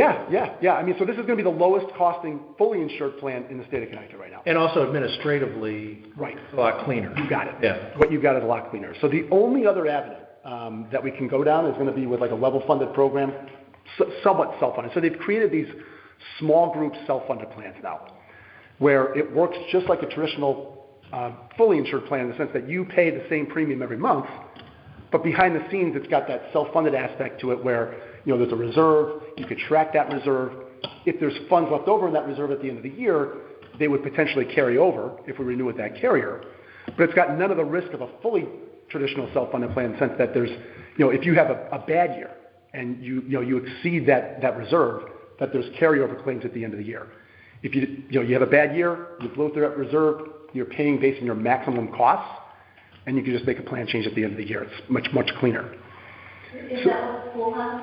So I'm not too familiar with what they do over there. I think they're 100% self-funded. Yeah, that could be They got with a group that 100% size. risk. Yeah, with a group that size. I doubt that. Usually, I mean, tell me if I'm Yeah. wrong, that self-insured plans usually have a catastrophic, whatever you call it. Reinsurance. Right. That covers above a certain amount. Well, but they're part of a group that is like KERMA, for example. Everybody has reinsurance, right? The carrier has reinsurance. So, but they have the first loss up to a certain amount. Like your reinsurance guy, if you're part of a big group, I agree with that. above $50 million, you got reinsurance. You got $50 million. It's a big number before you get the reinsurance. No doubt. Yeah. So I mean, there's different. You have captives. You have all these different types of strategies that you could do. Any traditional self-funded plan is going to have, like I said, a specific stop loss where it protects the reserve from that one big claimant. So if someone has a $200,000 claim, once they hit $50,000, the insurance kicks in after that. Yeah. And then you've got that aggregate protection too, where if there's a lot of little claims, you're protected from that aspect as well. So, there's always some protection, but with a traditional self-funded plan, at the end of the year, there's a lot more risk than with these small group level funded programs. Yeah, I mean, they go out of business all the time. So. Yeah, right. So my point is we sent out for those quotes. So far, every carrier has declined to quote. Because what they'll do is they look at the demographics. They're able to use what's called a GRX underwriting score, where they can, basically see what prescriptions people are taking, and with that, they either will or won't release a quote. So with our existing pool, the way that our plan is structured, if that pool changes in terms of risk, does that affect our premium at all? Not with the state plan. Okay. No, with the state plan, again, you're pooled with everybody. Now, I'll be the first to tell you that the state plan has not been running very well. It has not been. The average age is. I know. Yeah. Yeah. I mean, I've got a couple of. I've got Three. Does the state plan cover retirees as well? It's all part of the same bucket. Yep. So, yeah, no, so it's interesting. But I mean, and as you can see by the plan design, there's really little to do in the way of trying to promote people to be better consumers. They have made some changes to their credit, like they are getting incentive for using the non-hospital and facilities now, so they're trying to drive people to Quest, drive people to, non-hospital and radiology centers because they do pay much less there. Yeah. But other than that, there's just not a heck of a lot of consumers with these programs, So we had 650 for our budget, Nicole, and that's basically where we are. 649. No, we. Exactly. Well done. $92. That doesn't surprise me with, Nicole. Yeah. Amazing. So, yeah, what I'll do is I'll just peel out the list of who's covered and. Yeah, if everyone can just return this back. Yeah. I mean, again, there's nothing protected on here. Yeah. Yeah, might as well. And that way I'll have that. Thanks. I'm Yeah. just going to give you the list. Yeah, if you want to keep the summary. Pull the page out. We still be paying the $17? No, not with the other ones. Yeah. Basically, it's built into the premiums of the other carriers. Yeah. So somebody was going to talk to the school system to see if we could join the Region 18. Did you ever talk to them or somebody? We sent a letter, but we haven't heard anything back. We've inquired but haven't gotten a response. Okay. Right. No response. What's our GRX score? Yeah. We're not giving them their $27 million that they want then until they let us on their insurance plan. Not yet, but I think they said they needed a few weeks. So they should have it by next week. So this was a signature sent around, you haven't seen an email. I don't think anyone was super happy about that idea. I think there was a little protest. Well, we all were copied on that email, but my assumption is it was drafted without any knowledge of what the alternative was. That is true. Yeah, do you know anything about that plan, Nicole, as far as what it is or who the carrier is? Or? It is Blue Cross. But the big difference, I think, is that anyone who qualifies for Medicare can't get on that plan, they have to take Medicare. Interesting. And that would affect probably at least 7 or 8. Yeah. So I That's very interesting. How are they getting away with that? Have to ask them. Well, it's sort of like, That's wow. I know, there's I don't know how they could require someone who wanted a Medicare plan. Yeah. Because, if you got more than 20 employees, Medicare is always secondary. So I don't see how they could, I'm not sure how they could do that. No, yeah, because, let me know, because I've got a ton of employers that would love to do that. Pretty interesting. Yeah, so we've already voted on insurance, so we're all set there. So thank you very much. My pleasure. Nice meeting you. Good to meet you. Sorry for the delay. Absolutely. I look forward to it. Yeah, I'd say it's a pleasure. See you tomorrow. All right, Nicole, thanks so much. So insurance taken care of. All right, so let's go back up to, salaries or technology? let's go back up to capital expenditure, since we don't have anybody else. But some of the IT that we might talk about might impact, because it may take out of capital. Right. You're gonna change. Okay. Yeah, so We're going to do something sooner rather than later in that particular case. Start with IT then. And Doing IT first or salaries? There's money in capital for next year that may make sense to do this year to get the ball rolling on trying to get cyber insurance. Correct. Especially after Plainfield. Hit today. Yeah, there's going to be a lot more. General government? Plainfield. Would that go county or in the? Yeah, What do we say, right? Well, before you approve capital, Is it? Wait, Andy, I don't think it's part of capital. Oh, okay, that's right. Yeah. It's in the Because fund. it's issue. Okay. Which Okay. is also on our agenda. Okay, all right. So capital expenditures, we can potentially dispense with, right? Have the number? Which was that? Here we go.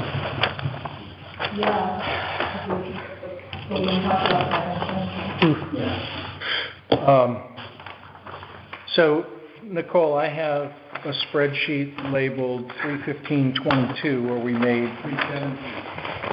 I've got 315. 1522. And Nicole made changes. 4 mil. The one 315 is the one that you're working on.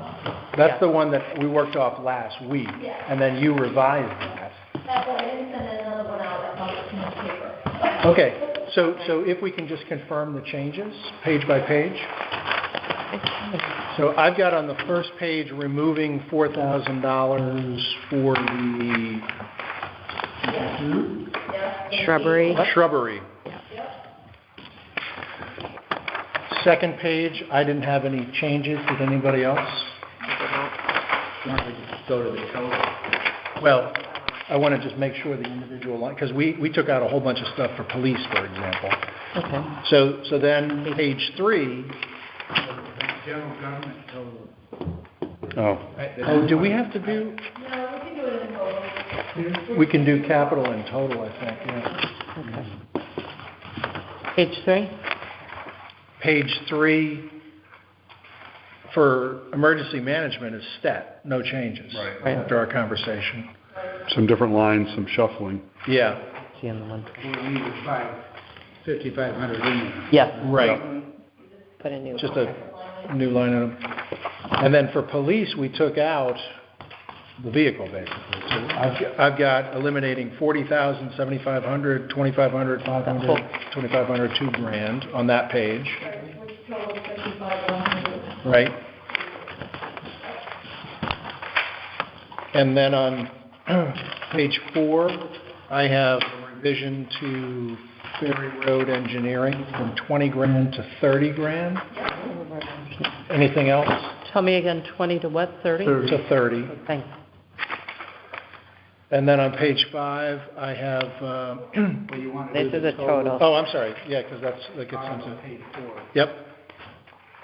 So I get 935, 525. Again? 935, 525. Yep. Okay. All right, so I'll entertain a motion for the 935, 525 for general fund capital.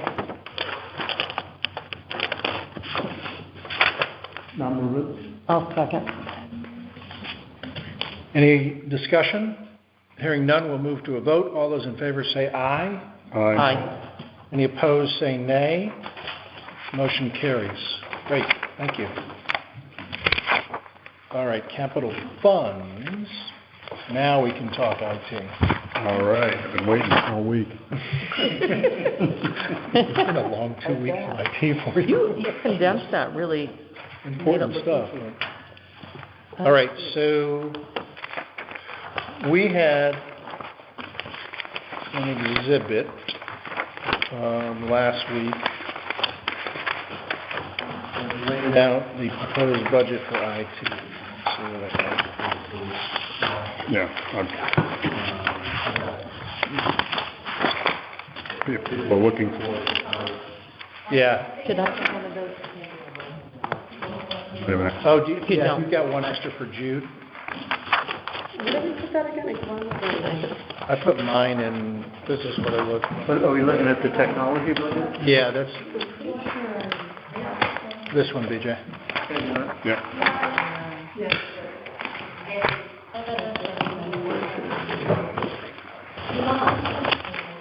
Here you go. Wait, is that what you?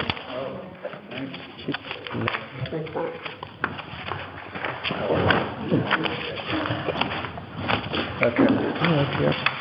Well, why don't we just go through page by page? So I think we've only got a couple of pages of this. But it doesn't look like, on page 5, I've got no revision to Park and Rec Capital Fund. Oh, wait a minute. That remained $152,500. Then we moved from this budget year to next budget year, $40,000 for Public Works for the 2001 international That goes next. placement. So that goes to 162 there. And then the next page is where we get to the IT budget or IT capital fund. A big chunk of which is the Well, bottom. you got Fund 20 at the bottom of that page, just one line item, Which there was no change to, right?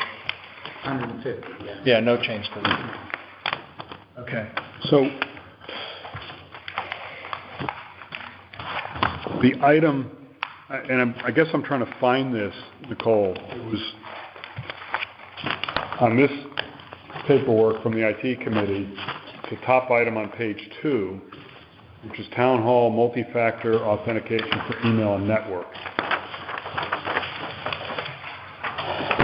Does that belong in the capital project fund's IT budget?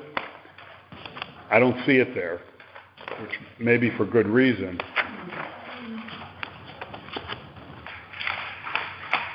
It's a total of 11, well, What column is it now? I'm just trying to find my copy here. The only thing we've got is $5,000 for CT comp data auditing.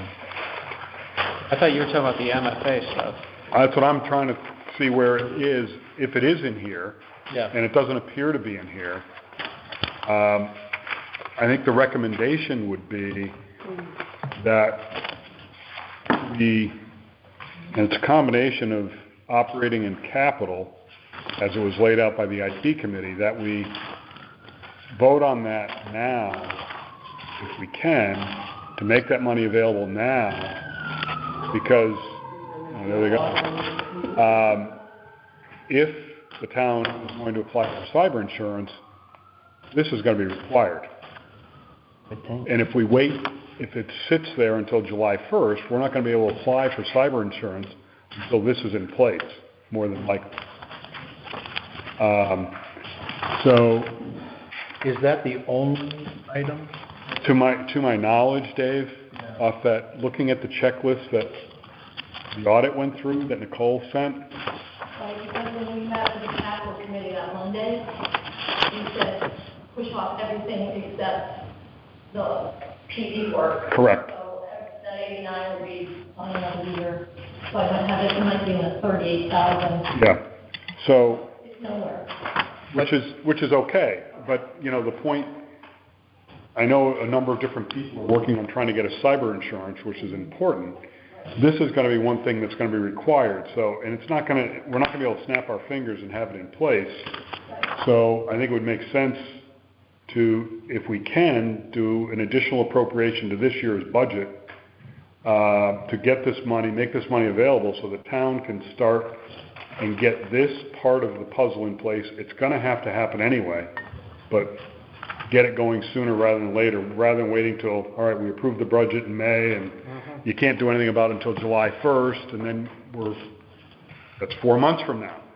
And that's going to push the cyber insurance out. So from a capital point of view, it's $9,600 or $9,900. 89. 89, I'm sorry. Yep. Yeah, the total is 11,000 if you combined the operating and capital requirements. It's for multi-factor authentication for town hall email. Yep. And getting on and off the network in the building.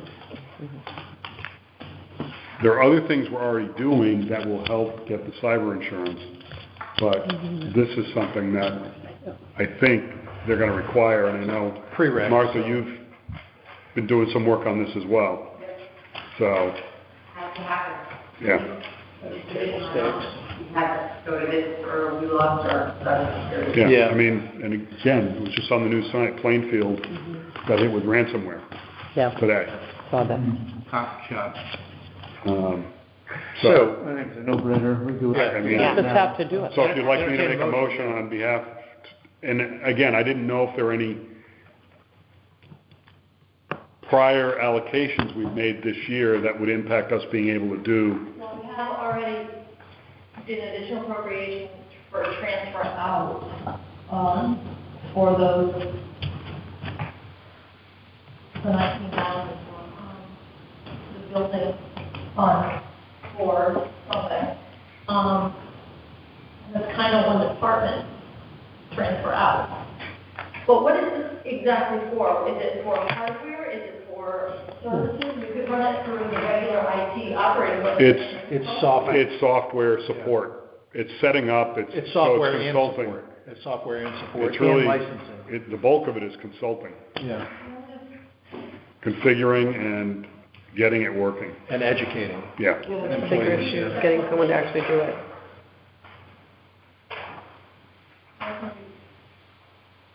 But the transfer outs, though, or transfers out, Nicole, we can only do that once. It's just a transfer. It's not an additional appropriation necessarily. I guess we approve transfers out too, as part of the budget, yeah. But this could go under the consultants and you can do additional appropriation if we're even over in that department. Yeah, I was gonna say we even over. That's what I'm saying. You do it now, but I would wait, you might want to do it later. Well, we're not gonna have another What if meeting. it's more money than just what we're talking about? What if we need an extra 10,000, no, an extra 20 grand and not 10? So basically the money is there because it hasn't been spent. What you're recommending is we do it. I say we do it and we post it to IT consultants. Okay. Okay. It would probably push that department over. Okay. But I just don't want to do. You don't want to tie our hands, so. No. Yeah, I don't want to do it. Okay. Then have to go to town meeting. Well, then we have to go to town meeting. Because of the amount. Because what? After last night, we're on a roll. Oh, yeah. Yeah, geez, it doesn't get any quicker than that. So I would just give approval to send it out of the IT consulting office. Gotcha. Well, it's already in that line item, It's so, already there, so. Okay. so we're good. We'll go over it. But should we have a motion just because I think it's an action item that I think we want to show that Right. it's on record that we're voting to get this done. I would just say that you're Put it in the minute. approving this unbudgeted item and if the department goes over, then we'll deal with it Okay. in July. So I guess I'd make a motion for the town to move forward with the multi-factor authentication for email and network out of our current IT consulting budget. And not to exceed $11,000. Well, no. No, don't worry about that. No, don't do that. Is there a second? Second. Any discussion? Yes. This would be the first time I recall when the Finance Committee has approved something without a number attached. I understand the concept, and maybe I'm wrong about that. It just feels a little funny not to. But we're not approving an item that hasn't already been budgeted for. Andy's point was he wanted to memorialize that action was being taken. So maybe there's a different way to do it. It's kind of conceptual on my part. In other words, we approve the expenditure of money. Right. Right? Not sort of the concepts apart from money. Mm-hmm. So if the money's already in the budget, who gets to approve the expenditure of the IT budget? If it's the IT committee, then you guys go ahead. How about a resolution? How about a resolution? The money's already been approved to spend. For like 12 grand. Yeah. Up to 12 grand. And then it would be a new appropriation. How about that? Couldn't you just reference that it's on this page, these items, from CT Comp, page 2, the authentication stuff? That's different than what you're saying. Yeah. I mean, that's the main concern is where's the money coming from? Well, I think Nicole's point is we've got to... Up to $12,000 to come from the existing... Nicole's point is that we've got 70,000 budgeted, we've only spent 39. Right. So we've got 2.5 months left or whatever it is, so... Yeah, I don't know what's... 3.5. But I think BJ's point as well. Right. So... You're approving money for which you might not have any. Right. You might want to cover yourself with an additional appropriation now. Yeah, because our next meeting is not for a while. I mean, And it needs to get done. Really May. yeah, so do you want to Not to exceed? withdraw your motion and then restate it? As an appropriation, an additional appropriation, I'll be happy to withdraw my motion. I can't keep anything straight with I don't even know if did it get seconded? Yeah. Yeah, but it didn't, we had discussion, so. We had discussion, and then No, you were it hasn't convinced been to approved. withdraw your lame motion. But now, we'd like you to do a new one. Do you have what you need from an IT standpoint to say, okay, we're going to start moving forward with the multi-factor authentication from? That's my understanding from our consultant, that's what we need to get it going. I don't know how quickly he can get it going. We're not holding. Somebody here has to let him know. How about Michael? I can- Chair of the I IT. can- and sign the quotes and stuff. I mean, I can certainly let Michael know, and I can copy Tom Riggio. Say, last night, in order to try to move forward on our cyber insurance, we approved getting our multi-factor authentication for email and network up and running as proposed by, and sooner rather than later. Yeah, and have them send a quote that you have to sign. Yeah, because okay. that's in our All right. policy. So I'll make a motion for an additional appropriation For 11,000. for 12, not to exceed 12,000, for the town to implement multi-factor authentication for email and network. Now, I'll second that one. Again. Andy, is that going to be to the Infotech operating budget? Yes. Yes. This year's consultant budget. IT tech consultant line Okay, item, from 70 to 82,000, I guess, is the. Yeah. Yep. would be the new number. Just to give it some lead, so it doesn't drain that down, because there might be something else that has to be paid out of it between now and June. Okay. Licensing and things like that. Any further discussion? Hearing none, we'll move to a vote. All those in favor of the additional appropriation say aye. Aye. Aye. Any opposed, say nay. The motion carries. Good. Thank you. Thank you. Yeah. All right, so does that change back to our capital funds application? Since we don't, It we only, wasn't there. It wasn't We only there, had so we don't have to change it. Yeah. Capital funds are transferred here, okay. so I'll have to, More paper. It's clean recycled. Yeah. It all goes in the same place. Take a, Take it. Oh, big one. Some mob-owned farm in Vermont.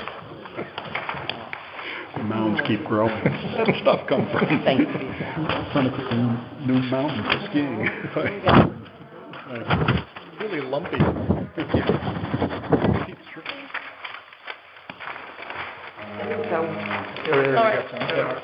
no, if you don't. that's mine. There's a whole bunch. Sorry, this had mine. Yeah, you got one? Stuff in my- I did that yesterday. I've got a third. Who's on first? We're on the last, and third. Which section of the binder does this belong in? 210. Yeah. At the back.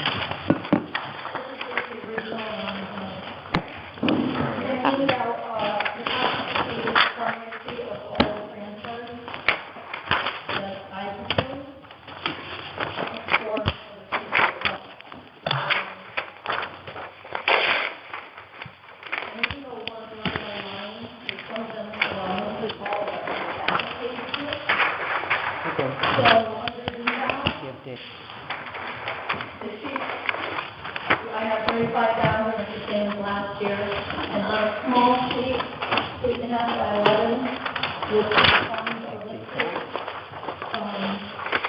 it's sanitation and recycling, open space, bus barn, and building improvement. Yep. These are all estimates that, actually that we have so far, and estimates that I will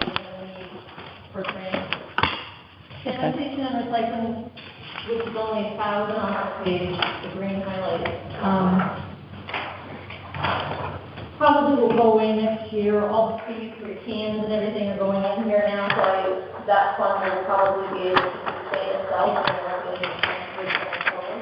But I still want to have just $1,000 in there for this next year. For open space, there was a request to double the 75,000, so that's why I have 150,000 in there. And We that didn't would be the same. I just put in everything. That's requested, yeah.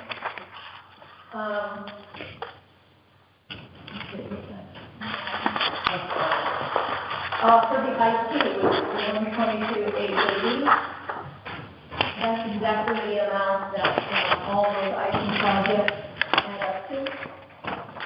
We look at capital on page 6.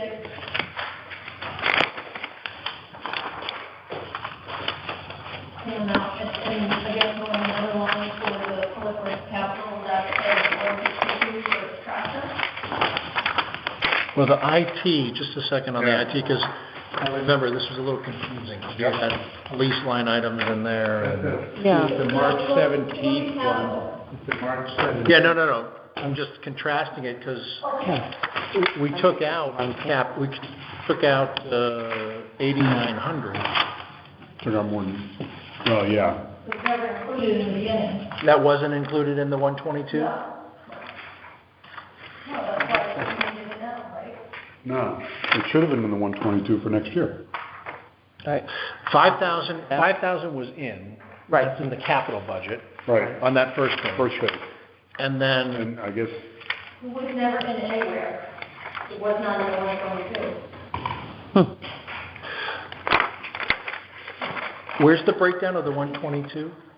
On page 6, the capital needs to be in.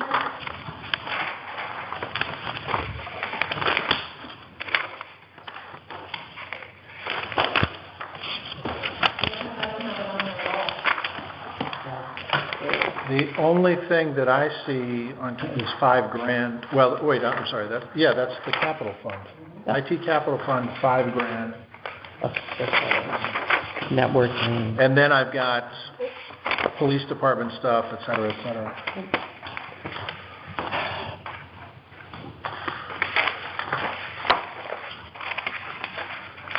Right, Andy, is that, so this is IT capital fund. yep. So, So it was never in the 122.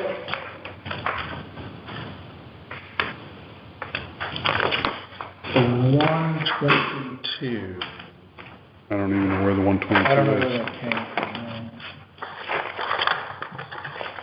from. Nicole, what is the 122? Is that the police body camera, the video conferencing, the surveillance?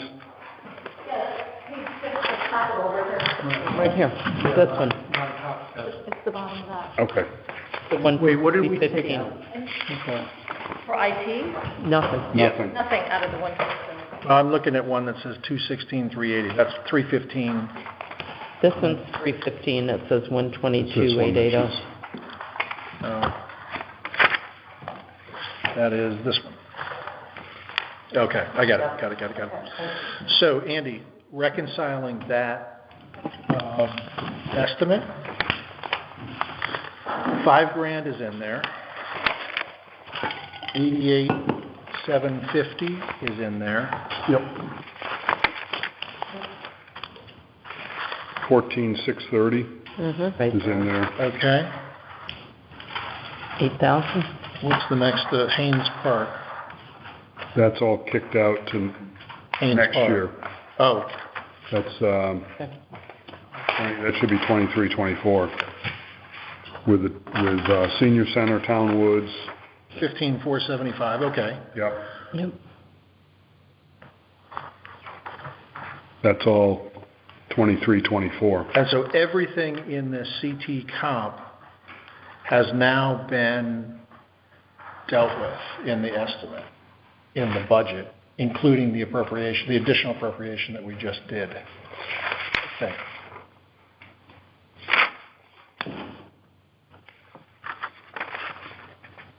I think yes, but if I'm just taking one last look.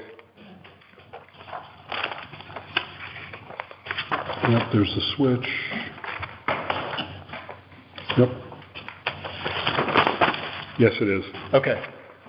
Yep. Okay, so the 122,800 or whatever it is. 880. For IT, 880. So that's a good number. Okay. Yep. some of that same capital sheet came out of that, so like you came from and. Right. Keep going? Yeah. Yep, thanks. Building improvement fund. Now, we've always put in $5,000, but I bumped that up to 40.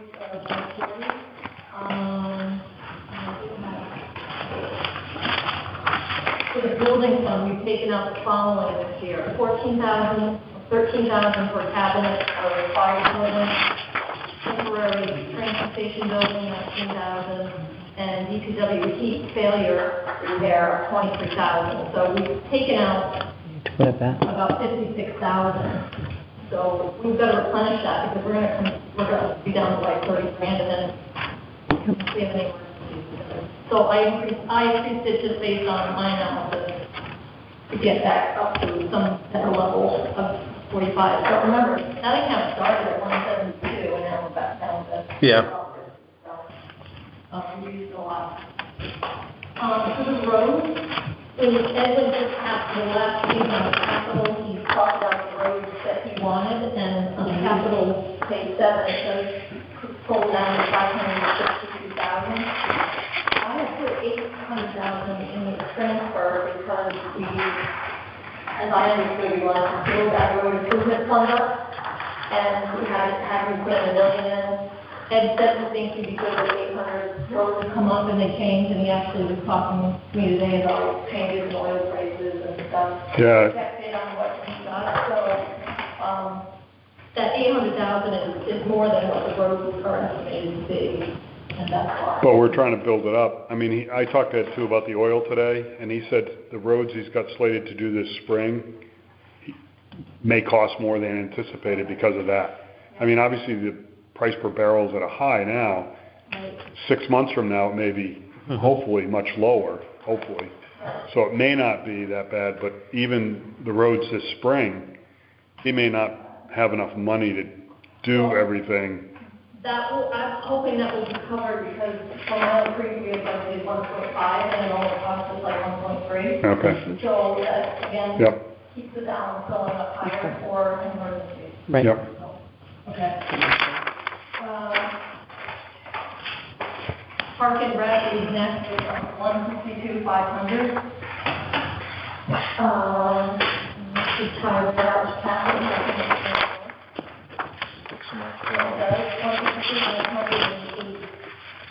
2,500 for the Kings Park water polo system, 150 for the court. Okay.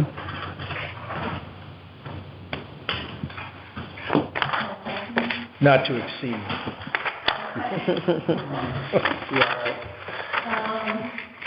Open space, there's the 150, there was the solution 75, they requested also double from that. So that's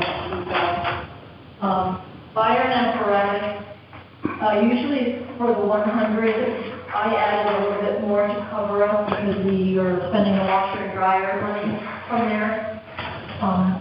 So it's a little bit higher than prior years. We put that Knox box stuff in there too? We already have approval to, they're gonna run that through. The Knox box? Yeah, we talked about that last week. So they're covered for that, and they're covered for the washer and dryer and things, so they're good to go. And then the 2,000 for the bus barn. This is always been money of the rent from the bus company, but I had Phil do a separate sheet, it's a big long one, and behind it is the bus barn, and he was trying on all the things that he's either upkeep or repair or, so he's laid all those projects out, and all total on the rate, but then we're gonna get, correct me if I'm wrong, Tim, we're gonna get 15,000 a year going forward for the big bus. For rent, and I think that's what they contracted with. Yeah, I think they contracted with you, right? well, With us, the the lease. school kind of told us to, but, I don't think that's very long, and then we can start charging more appropriate rent, because they were, I think it's still low. Well, it does show that we won't have to do anything without, it should support itself, most of the 15, so. Yes, up. So, that's it. Okay. Any questions? Yeah, so does anyone have any questions for Nicole? Obviously, the one big change is in open space. That's simply a bigger request. Right, double. So, yeah, well, I tell you what, I'll entertain a motion for the $1,620,380. I want to talk about the open space. Yeah. I'm confused. They didn't buy that property, which was like $400,000, so that should be available, right? Well, their balance, they were going to get grant money to help fund that, but, the whole open space fund is to be able to do something quickly, small, rather than go out and arrange financing. So I think it's varied between 150 and maybe 400,000 or 500,000, the balance. I don't think that needs to be $1 million. I mean, like in Nantucket, they actually have a 2% mill rate on the property. So if you buy something out there, you have to pay a 2% fee to the open space fund. I don't know if this keeps going. They're saying, inflation, it's 75,000 ain't what it used to be. But so they're going to take money from the taxpayers and put it in a bank account that earns zero interest instead of asking us for the money in 2 years. That's my point. And they have like $417,000. They've got to go to town. I was only entertaining the motion to get the discussion going, but they've got to go to town meeting anyway, and it doesn't. For withdrawal. Yeah. That's 412 as of the end of the year. Right. And then 75 from this year has been added into that. And if they've got a good deal, the town is going to approve. The town has never not approved the money, but having it sit in a bank account at 0% interest in a high inflationary. You say 0%, it's going to go up to 0.5% per year.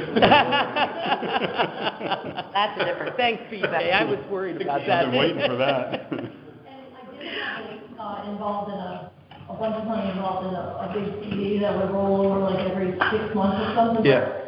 With their plans, I just didn't know when they need it, but just had an irregular. Yeah. Which makes Yeah. Right, because they could have needed it in a short period of time. So yeah, understand that. Well, I'm not advocating for or against, but given the fact that for, 8 years now, probably even longer, I think. No, since the beginning. Well, I think it was 50 originally, and we bumped it up to 75. Yeah, it's been 75 as long as I can remember it. No, okay, so maybe Anyway. Remember, we got the fight 1 year. as a sign of support, do we give them a nominal increase? My personal view is they don't need support because they're going to get it at a town meeting. I agree with that, A but bunch of money sitting there that is taxpayers' money that could be. I don't disagree with that, but I also know that it's all volunteer, right? Everyone who's involved in it. I mean, I hate to not. I think the narrow question is, do we want to go down from the typical grant of 75,000, which would bring their fund up to 550, I think, more or less? Or 500. 500. 412. It was 412 at the beginning of the year, then we added 75 to it. No, that's already in the 412. No, it's already in there. Oh, that's in the 412? Yeah, So 500. 500 then. Do we want to just bring it up to 500, or is there some reason to bring it up to 575? No, I don't think And the double. there's another thing that the McCulloch affordable housing lots have a release clause, I think, that puts money in the open space fund when those lots actually are transferred to affordable housing, whichever outfit it will be. You know what that is? Well, I'm just asking Tim, what is the reason for doubling the addition this year? Is there a reason or a need for it? I haven't heard. Was the request accompanied with any reason? They wanted to act quickly. But I don't think they can act any faster than we are already. Well, because but it's now act quickly with respect to what? In other words, making a land purchase. The question is, do we increase the fund to 500 or to 575? If they want to act quickly for 490, they've got the money. Right. But it has to go to town meeting. Right, the process So if they go to doesn't town change. meeting and say, we're going to take $450,000 out of the fund and we need an additional $200,000 because what we're talking about is $650. Approve it. And to David's point, I just don't see any purpose in it other than that it's a bigger number on a non-interest bearing balance sheet. And it's taxing our taxpayers an extra $75,000 to move that probably isn't going to be spent in the next 12 months. Right. Okay. Maybe it is, but that hasn't been articulated. No. So that would be, The process is the same. that would be a different conversation. So the difference, yeah. I think Marie and I both met when we met with them, said this is a Well, the other thing too, possibility. I think is, to your point, it's like a slippery slope. Like if in good faith you do $25,000, then how many more years go by where they want a little bit more? Or I'm hoping not for 10 or 15 more.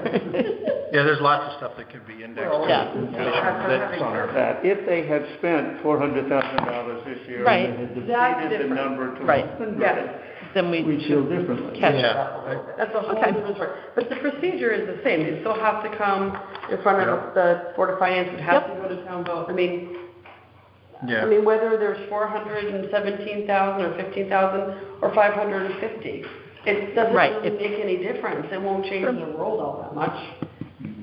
Am I right? No, you are. So I got 1545380. I'll make a motion for that. Is there a second? Second. Any discussion?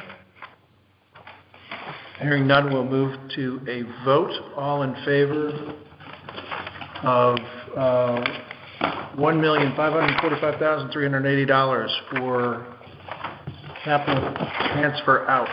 You say aye. Aye. Any opposed, say nay. The motion carries.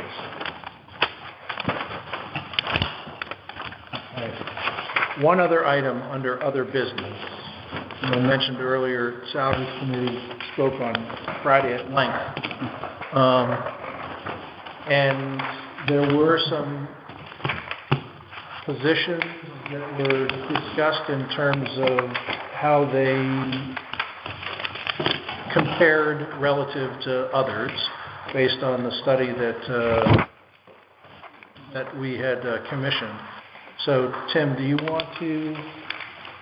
Yeah, well, there was a discussion with the salary committee, and then there was a discussion that you and I had concerning an employee that wasn't included in that original group. I think we may have talked about it. But we had 6 possible adjustments. This has not been discussed with the Board of Selectmen either, and I think that would be an important step too. But potentially, the total adjustment, regardless of the salary increase next year, would be $7,832 to make different adjustments to different employees. Across different departments as well, that so it's are not a under- single department. That are in the report noticeably under the average of their peers. So, as I say, I'd like to share the particulars with the Board of Selectmen, but I don't know how we would want to do this because nobody's really had a running start at this. But the study had a table at the end of it which showed that different persons were below, and generally speaking, adjustments would be appropriate if everyone thought that was a good idea. So this could happen either very shortly before the end of the year, or it could happen as of July 1st when the wage increases occur. So I don't know how you want to proceed, but it's sort of hot off the press. Tim, did you say that the aggregate amount to adjust for the folks who are paid under is about $7,000 a year? Yes. That's not much. No, for That's kind of this good news. year? Right, but I mean, how far back? yeah, it's for this year. Okay. So the survey was current as of this year. Yeah. So if we wanted to, because the Board of Selectmen should obviously opine upon it, but the Board of Finance could tonight provision potentially for additional cash in the line items for the various departments for salaries. And if that's agreed to, that's great. If it's not, we'll come in a little bit under budget. That's one option. Tim, just to clarify, so that 7,000-ish, is that to get them through till July, or No, is no, that an this would be an annual annual. increase in total? Oh, Yeah, okay. so in other words, if the standard wage increase is 2.5%, the individuals who would get an adjustment would be in addition to that. So it would be two increments. Cool.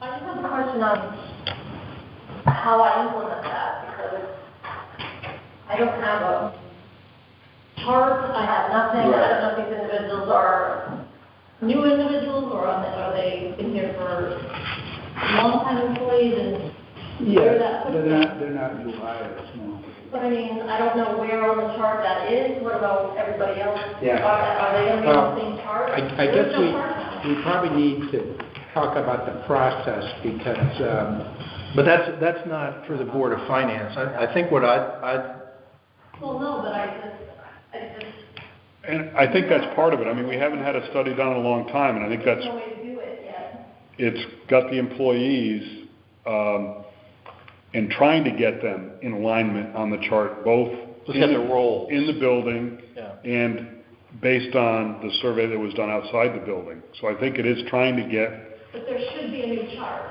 I think that's what, yes. But I don't know, if this is the last meeting, that's an issue. If there's another meeting, this could be rolled out before the next meeting. So, I don't know whether we're gonna be able to. There's no planned meeting, so No, we would have to have a special meeting.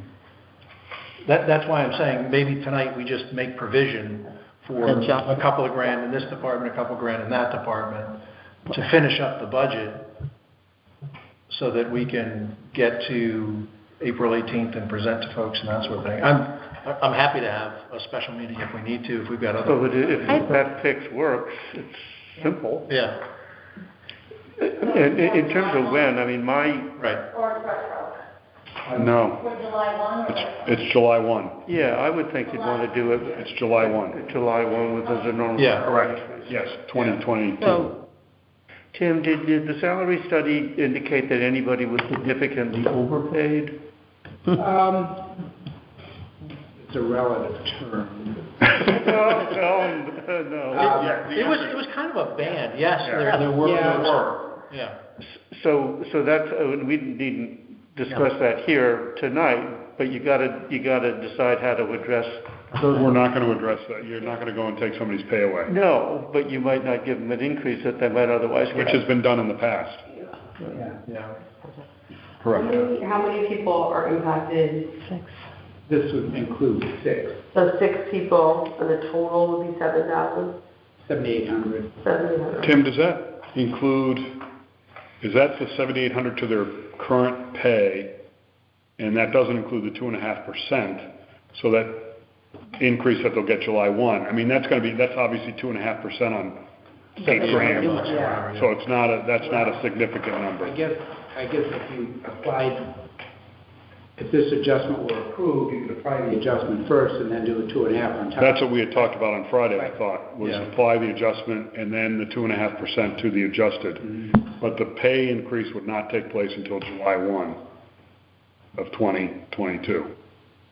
Yeah, I mean, if we hadn't contemplated that mid-course correction. Right. I mean, I guess you'd have to do an appropriation and everything. No, I don't think that's, I don't, you know, we just got the study in the last month, and I think it's pushing pretty hard to make adjustments at this point. You know, it's got to go to the Board of Selectmen. Right. For them to say, yeah, we agree with this, and for them to have the opportunity to look at the details. Yeah. And then, but us appropriating some extra funds to give them that flexibility, rather than having come back, even though the budget may be able to absorb it, without doing the additional. If we have to come back to do the mill rate and so forth, then if we're meeting anyway, it might be just a little cleaner to have it all happen. You're gonna do that tonight. Tuesday night. You want to, I don't know. We were trying to do it tonight, right? Yeah. Well, next week, there's not a scheduled meeting next week. So. Pick a day. It would be it would be a special meeting if we were to do it, and I think, I guess tomorrow, would I need 5 days? No, 24. Oh, for special meeting? Yeah, that's right. Any meeting. Well, Nicole may need more than special that. meeting, yeah. Oh, okay. So, He said 20. tomorrow morning. No. That's 12 hours. No. So, yeah, so is everyone good with next Tuesday? There's something going on the 28th. No, that's the 29th. 29th. I can do that. So, we gotta come back anyway, right?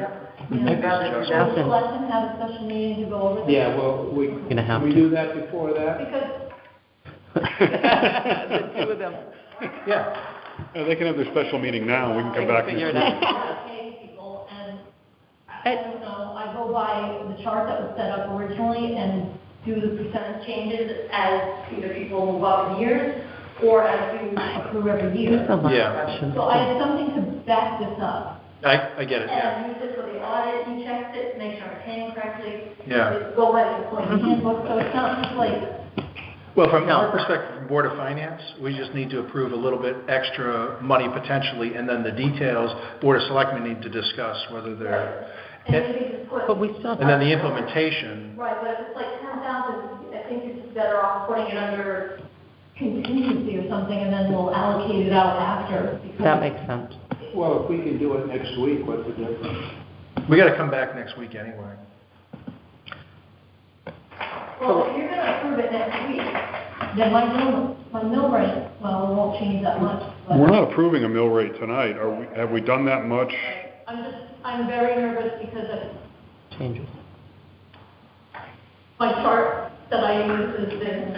So, challenged. but Nicole, if you just assume $8,000 more Mhm. for your mill rate, I think we're fine. Okay. Yeah.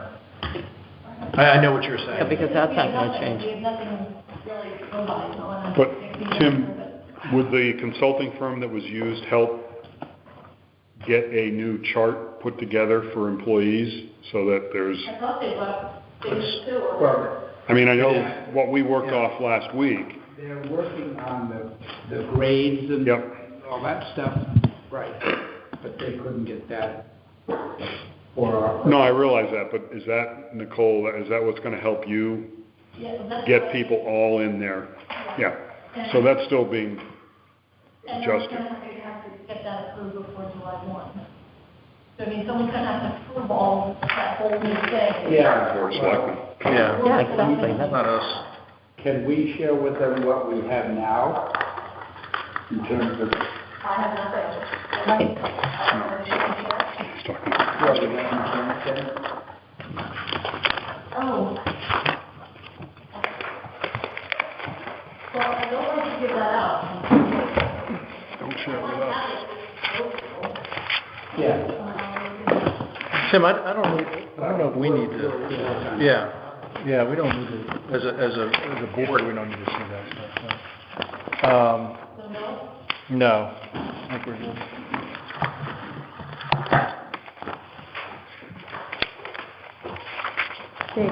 Was that mill rate discussion? Are we done?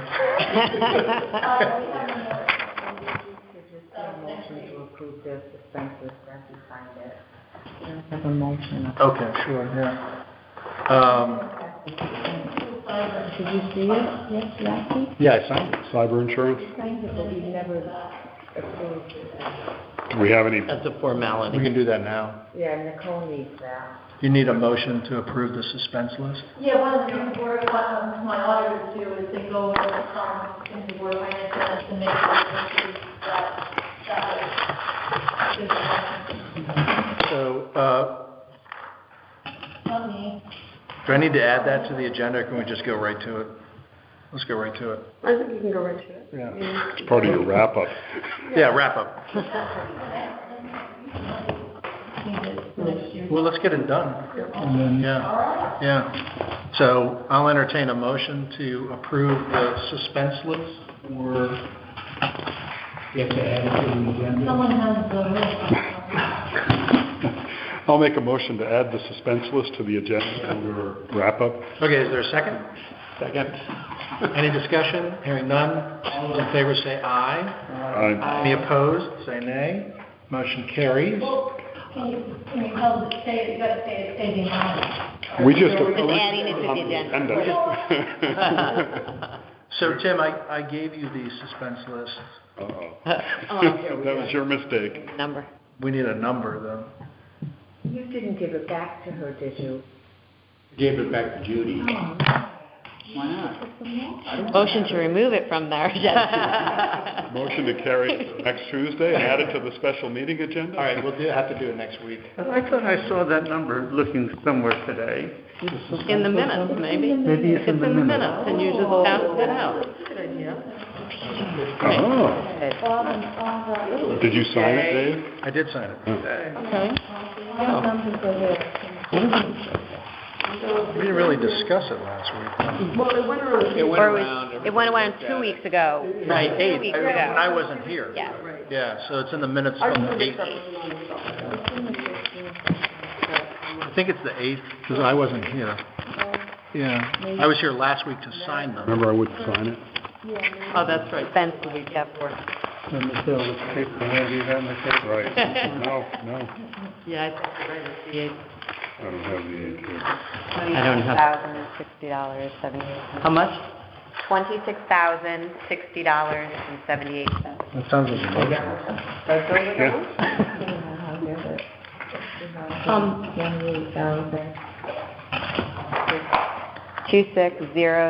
26060.78. Is there a motion? That was the I'll make the motion. Second. Okay, Mr. Russell, second. Any discussion? Hearing none, move to a vote. All those in favor say aye. Aye. Any opposed, say nay. second? A discussion? or- No, not on this. I said you did? I'm trying to get up before you.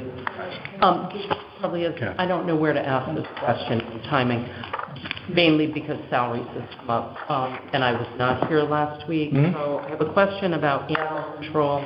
I guess there was some discussion about whether or not she could be full-time.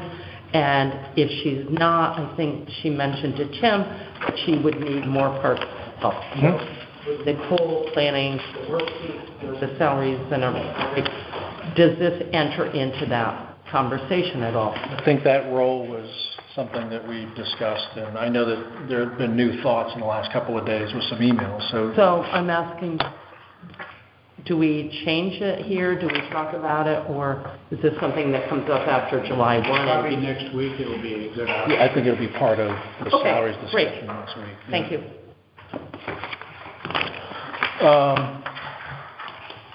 Contingency. We've never done that. I know. I was going to say, I don't know. waiting to find out. 10% contingency on Right. $3 million. But, I don't know if we want to wait till next week on cyber insurance? Or do we have to put a number in here? Or get a line in? Premium for cyber insurance? Do we have any? Do we guess? Well, I haven't- Mine is 35 grand for my company. I don't know whether that I makes a have difference. no idea how that It's gonna be relates. interesting. Matt was working on it. I will be here at 9 tomorrow. Yeah, I'm meeting with full tomorrow at 10:30, I have a phone call with some people at Deep River. They didn't flag for being the insurance this time, but Untitled Chapter, and TT Comp, actually, they paid TT Comp. They had like 10 grand to do everything. I wonder if East Lyme and Old Saybrook have a number for their budget. Right, I think they can. Yeah, if you check. Just so we can with put a Fortuna. number in there. Yeah. I can call around to the town if they have in their budget. You all definitely get the stuff. I'll do that. Okay, good thought, though. Continue to press on We just that. gotta have a number in there, so. What's gonna happen? Someone's gonna get a number? We're gonna get it, Tomorrow. we'll deal with it next week, yeah. So at least we'll have a rough number to put in. Yeah, so it's like 10,000 or 100,000. Right. Yeah. 75. Not to exceed. Not too much. Wrap up. We good? That's a wrap. Okay. All right, Michelle, minutes. March 8th or 15th? 15th we just got. Yeah, that's right. Did you distribute them tonight? No, the 8th. Or did you distribute from the 15th? Yeah, I've got a count somewhere. There might be some on the here, I think. But I was not here, so I'm gonna abstain. This has you present via phone. Hey, is that true? I was on a phone. You were. I wasn't connected to this. You weren't connected with Yeah, that'll be a revision. Revision. Did you have two of them? What? The 8th? No. You need another one? Is there another set of minutes, Yeah. Maria, down there? I thought it got approved last week. This is so I for the didn't bring it. 15th. Okay, at the 15th. Thank you. The 15th minute. That's Oh, right. that's the 15th? I was here, I'll go by memory, how's that? Yeah. And you chaired. And you didn't. Yeah, Michelle, if you can just take me off. I read that. I think I was I via phone. Just put me, I know. I was absent. He was out having a fancy dinner. Right. Oh, that's right, he said he had plans this evening. 3 tween girls. Oh, yes.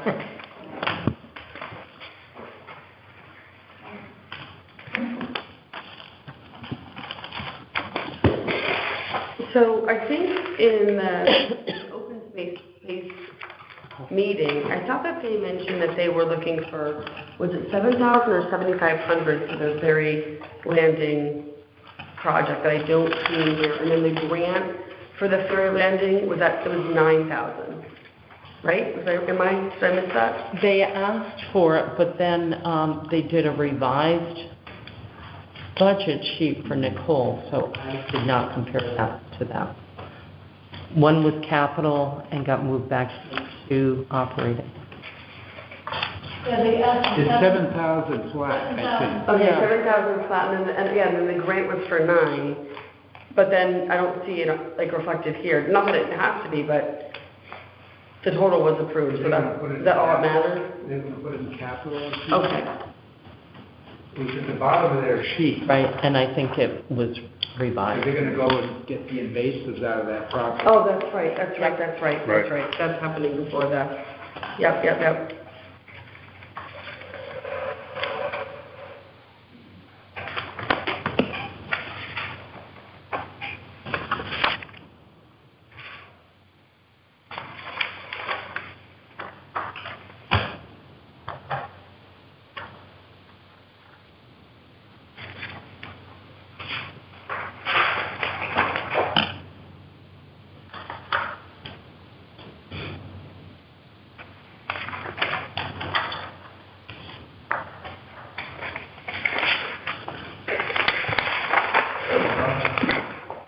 Entertain a motion to approve the minutes from March 8th,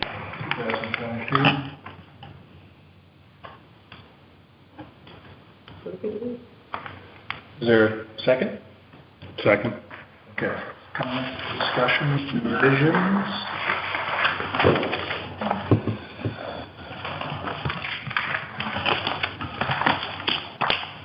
another minute. Is everyone ready? Move to a vote. All those in favor of the approval say aye. Aye. Any opposed say nay. Motion carries. Great. Okay. Motion to adjourn. So moved. Second. All right. All those in favor say aye. Aye. Thank you. Nice work. I have a question. No, do we have, Russell Reed? No. Russell? Olson.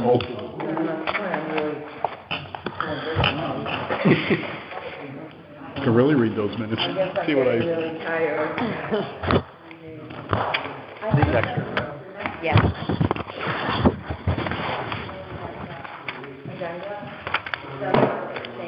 Because it's a special meeting. Right. So I have, minutes of 3:15 that I just handed out tonight. Salaries, cyber insurance, and wrap up.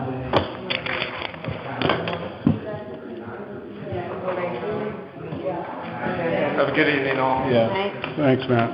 Matt, is this your cup? No problem. I know how much I love my cup, but I'm very angry if I leave it someplace. That's all I got. That's all I have too. I just handed We didn't need anything else on IT, cyber insurance? That's on there. She said. Oh, okay, I'm sorry. I wasn't listening. I have no rate calculation, minutes, salary, cyber insurance, and wrap up. That's it? I think so. Thank you.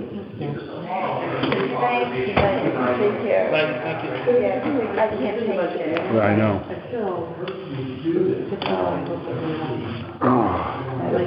Sign me up. Yeah, I can. Good night.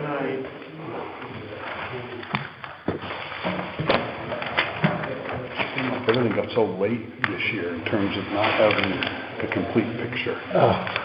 And things just kept getting added, Yeah. you know. When It was the same question that kept getting asked and not answered. Yeah. Same time? Yeah.